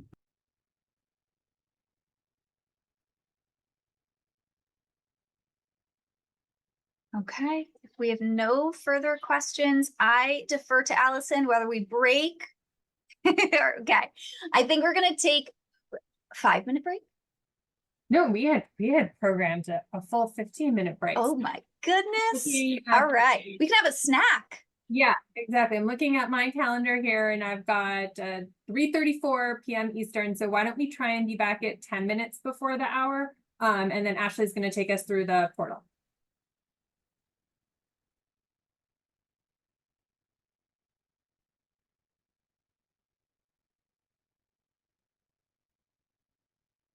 Okay, why don't we go ahead and get started? So in this portion, Ashley is going to walk us through the program portal website where participants will be interacting with the program and where you guys will also be working. So Ashley, I'm going to turn it over to you to show us about the portal today. Thanks so much, Allison. Let's go to the next slide. This is our last section of today's training, and in this website overview, I will be walking you through the program portal, including how to log in, helping you understand how to navigate the resources pages, how to register practice participants to the portal, as well as take you briefly through the data submission process. Next slide, please. Different individuals will have different levels of access to the program website. For practices and organizations, the leads will be able to enter data and submit surveys and view program resources. For the practice staff members, they will only be able to view program resources. They will not be able to enter data and submit surveys. You, as the IAs, you will be able to enter data, submit surveys, view the program resources, and you'll also be able to view the survey submission status for all the practices that have been assigned to you. The national program team will have the same level of access that you do, but we will also have the ability to edit surveys, to download the data, to aggregate anonymized results, and also to use the data to prepare the quarterly benchmarking reports. Next slide, please. Okay, so the web address for the safety program is safetyprogram4 telemedicine.org. Next slide. And you will be able to log into the program website using this login button located in the top right corner. You will be getting an email from the safety program email address, so the safety program for telemedicine at NORC.org, and it will prompt you to create your login credentials for the website. Once you have those login credentials, you can go ahead, enter them in here, and that will allow you to log into the program portal. Once you log in, you're going to see the program portal welcome page.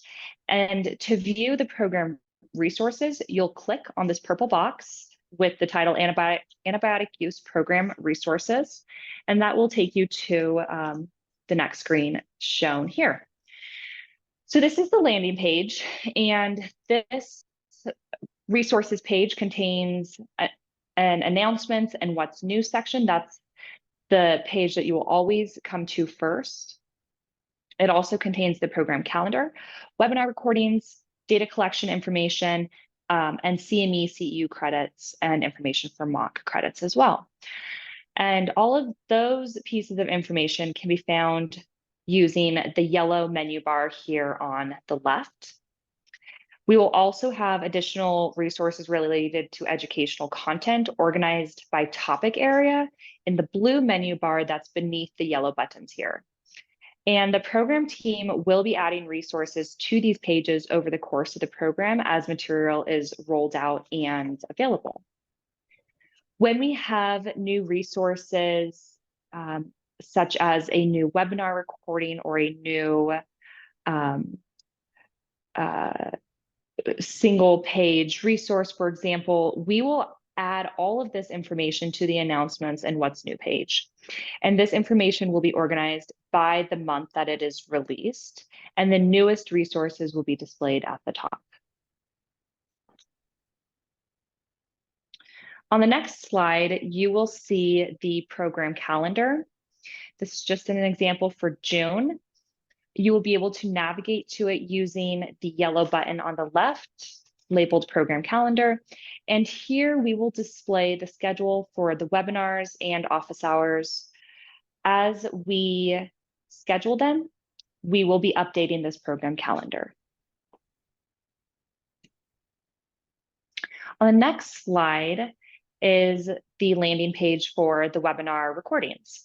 So you'll be able to access webinar recordings by clicking on the yellow webinar recordings button on the left side. So for example, if you were to click on webinar 1, program onboarding, that will then take you to the program onboarding landing page.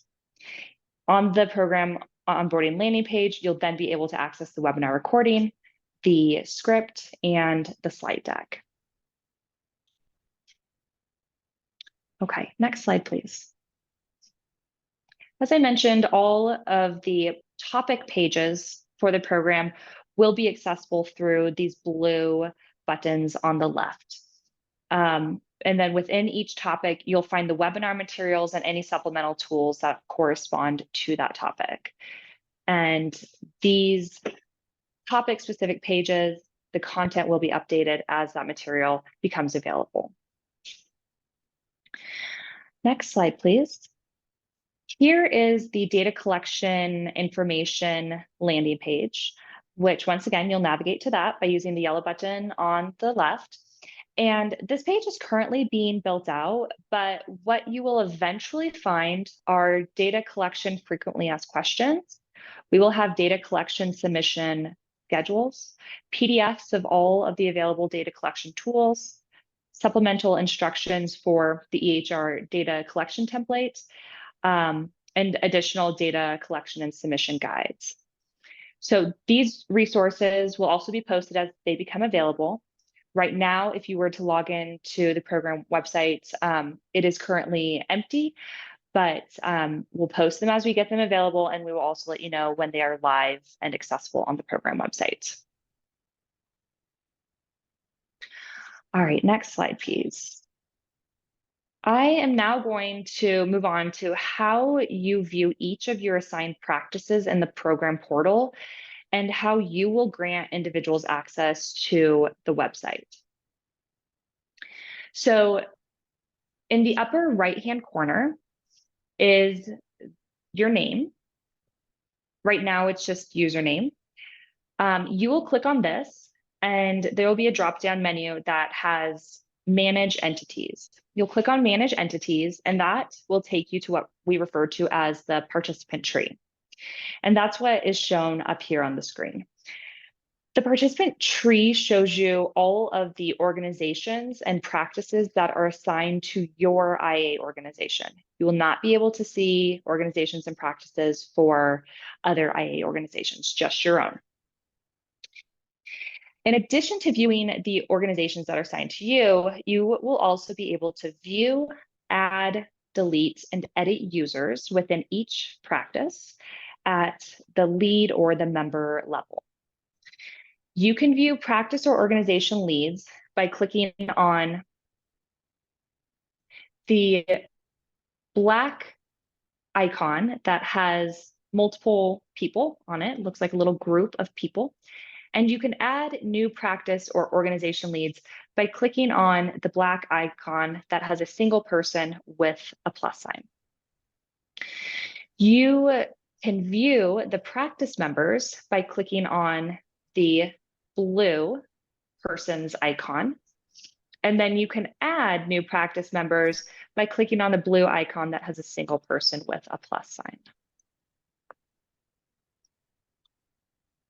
All right, next slide, please. Within the participant tree, there are different ways in which the practices and organizations will be displayed.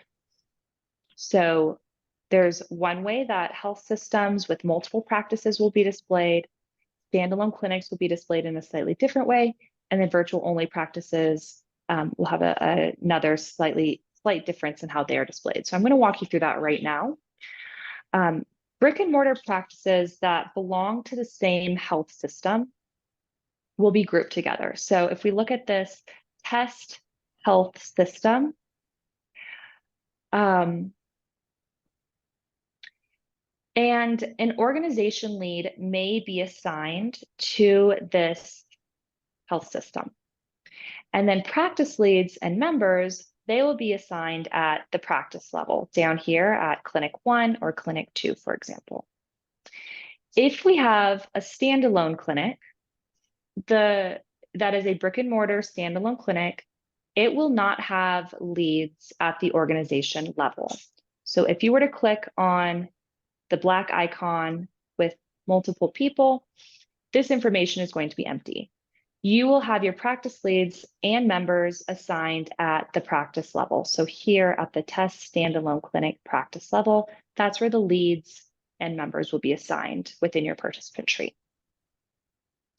If we move down to this test TM only, so for a telemedicine only organization, it will have an organization lead assigned at the organization level, and each participating clinician will be assigned as its own individual practice below.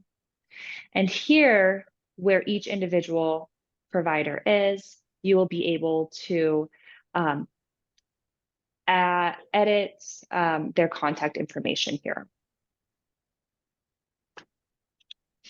Okay, so next slide, please. All right, so you will be responsible for adding individuals to the website under the appropriate practice or organization in order for them to A, be linked to the particular practice, and B, for them to receive a website account. So by adding them to their specific practice within the participant tree, that will automatically trigger an email to be sent to that person for them to get access to the website. So in order to do this, you are either going to click on the black single person icon with the plus sign to add an organization lead, or the blue single person icon to add a practice member. And that will lead you to a screen that looks very similar to what's up here projected on the slide. You'll be prompted to enter their first name, their last name, and their email address, and then you will click Save after entering that participant's information. So this process for adding participants to the program website is slightly different from what you may be used to for other CUSP projects. So as you are learning the process, trying to navigate your participant tree, I do want to reassure you that the national program team is here to help you. If you have any issues or questions about how you add somebody, how you edit their contact information or delete their contact information, or if you need us to do that process for you, we are happy to assist. Next slide, please. Okay, so I'm now going to walk you through how you get to all of your assigned practices data collection tools. So the data collection tools, they're accessible through the data collection tools dashboard, circled in red here on the program portal. The tools that you will have accessible through the dashboard are the structural assessment, the EHR data extracts, and the participant experience survey. The dashboard, once again, is accessible using this blue button located in the upper right-hand screen next to your username. Next slide, please. All right, so this is roughly what the data collection dashboard may look like when we start assigning surveys. You will have the name of the clinic at the top for each survey, the name of the survey, and then the due date. And there will also be an indicator of its status. So is it open, not started? Is it open in progress, submitted, closed, etc. So surveys that have been assigned to practices but not started yet will be assigned open, not started. Once the survey is opened, it'll move to the open in progress category. And then once a survey has been submitted, it will appear under the submitted category and will also have submitted on the right-hand side indicating its status. Closed surveys will appear under this closed tab here and also have the status closed next to them. Okay, next slide, please. When a participant clicks on a survey from the data collection tool dashboard, they are first going to see an instruction screen. It'll have the survey instructions, it'll have OMB information, and this is where they will click the blue button, the begin button, in order to take them to the questions associated with that survey. Next slide, please. They'll go through, they'll answer all of the questions for that survey, and then they will click submit. And at the end of each survey, participants are going to have the opportunity to review or print their responses and then submit their survey.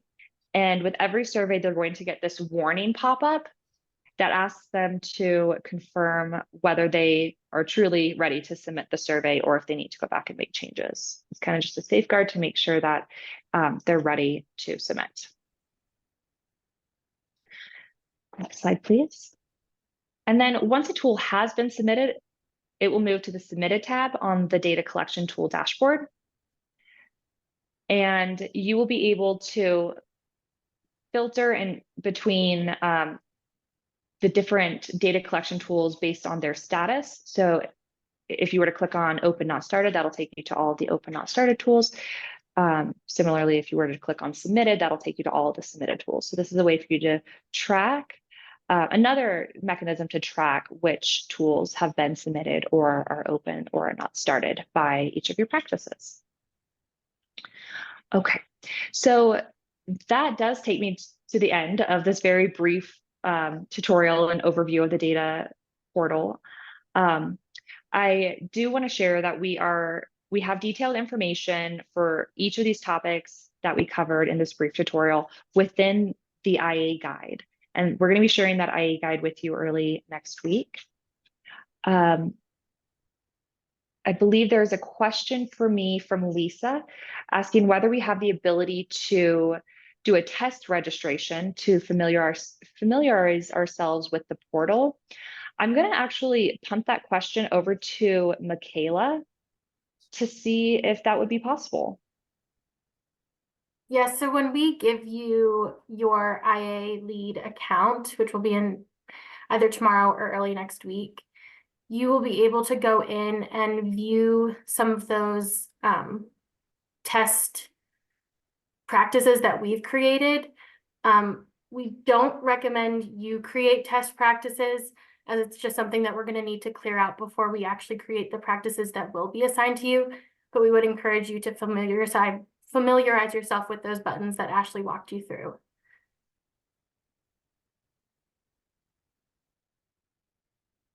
Thank you, Michaela.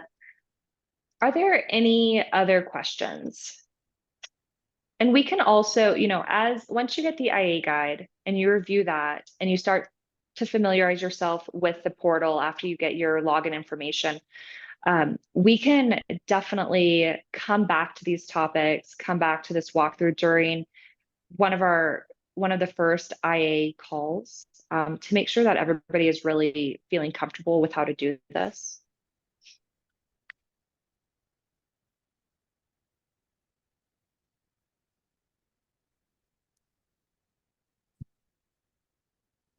Okay. Well, if there are no more questions, I'm going to pass it back to Allison. I have a quick question, sorry, and I might have missed this. I'm sorry when I was out. Sure, Christy. But as far as when we add users, is it going to be like the other cohorts when you'll put the initial users in? Yes, that's a great question. Okay. Yeah, that's a good question, Christy. So we will be entering in the primary and secondary contacts that we have received for each practice within the application. Some practices, specifically telemedicine only practices, have given us a list of individual providers who will be participating in the program. We will be uploading all of those folks to the website. So you will not have to worry about, you know, entering in a mass of providers. If there are additional providers who will be joining, if it's a brick and mortar, additional, you know, team members, for example, those are the folks that you will have to add. But here you'll also be able to delete users. So Christy, you know, for MRSA, a lot of our contacts are no good anymore. So this is where you would then go in and delete a user as well. Got it. Thanks. Mm-hmm.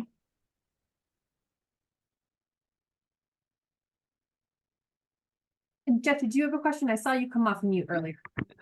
Yeah, well, I'm thinking we'll also get access to Smartsheet probably at the same time as the website, or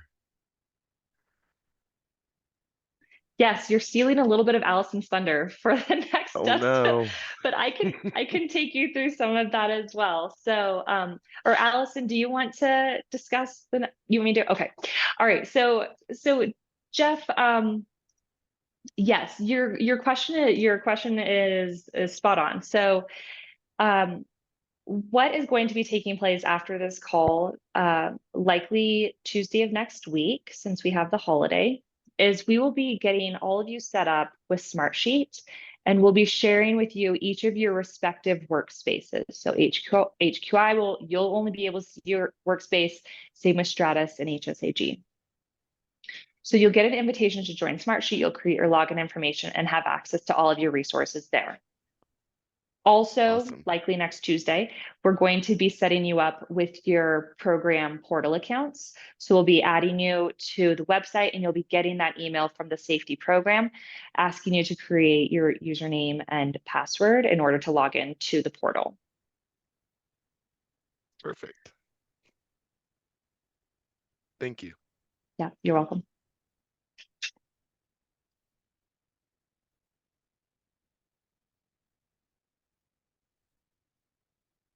Any other questions?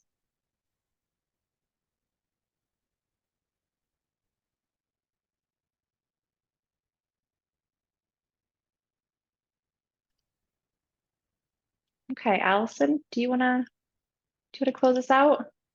First I want to thank you all for coming to the training today and providing all of your amazing suggestions and ideas. You are truly what makes this program work, and your insights about how to work with these practices and help them complete the program and encourage them to continue in the program is why it's successful. And so we really do appreciate your time and your efforts here today and over the next 18 months to bring these practices along. My charge here now is to just give you some of the information that we've already talked about during the meeting today on like what's going to happen over the next 1 to 2 weeks. So just reiterating what the team has already said is that over the next couple of days, we'll be working to grant you access to the program portal, which is the site that Ashley just walked you through. Also providing Smartsheet accounts. This is where we'll be sharing the IA guide as well as the recording of this meeting. We're also going to be working to identify a day and time that's convenient for the recurring IA calls. A note will go out that will have some options for folks to select from, and I think we're hoping to start those right after the 1st of June. And so we're looking to get those on the calendar. And then the third thing is that, as we've talked about, we'll be working to make the IA assignments next week. We'll be sharing with you guys via Smartsheet a list of provisional assignments that we'll ask you to review pretty quickly in 1 to 2 days for any potential conflicts. And then we'll finalize the assignments from there. So I'm going to look to Ashley and Carly and see if I missed anything. I think I got through the immediate ones. Okay.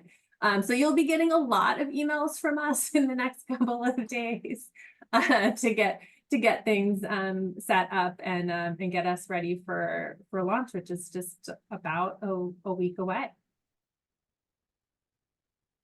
And of course, as the team has said, please feel free to reach out with any questions you have in the meantime or in the future. I think we've got, I'm not looking at the slides right now, on our last slide, a reminder about the best ways to contact us. And I will stop there. Is there any final questions? This is really the end, I promise. We don't have any more slides to run you through.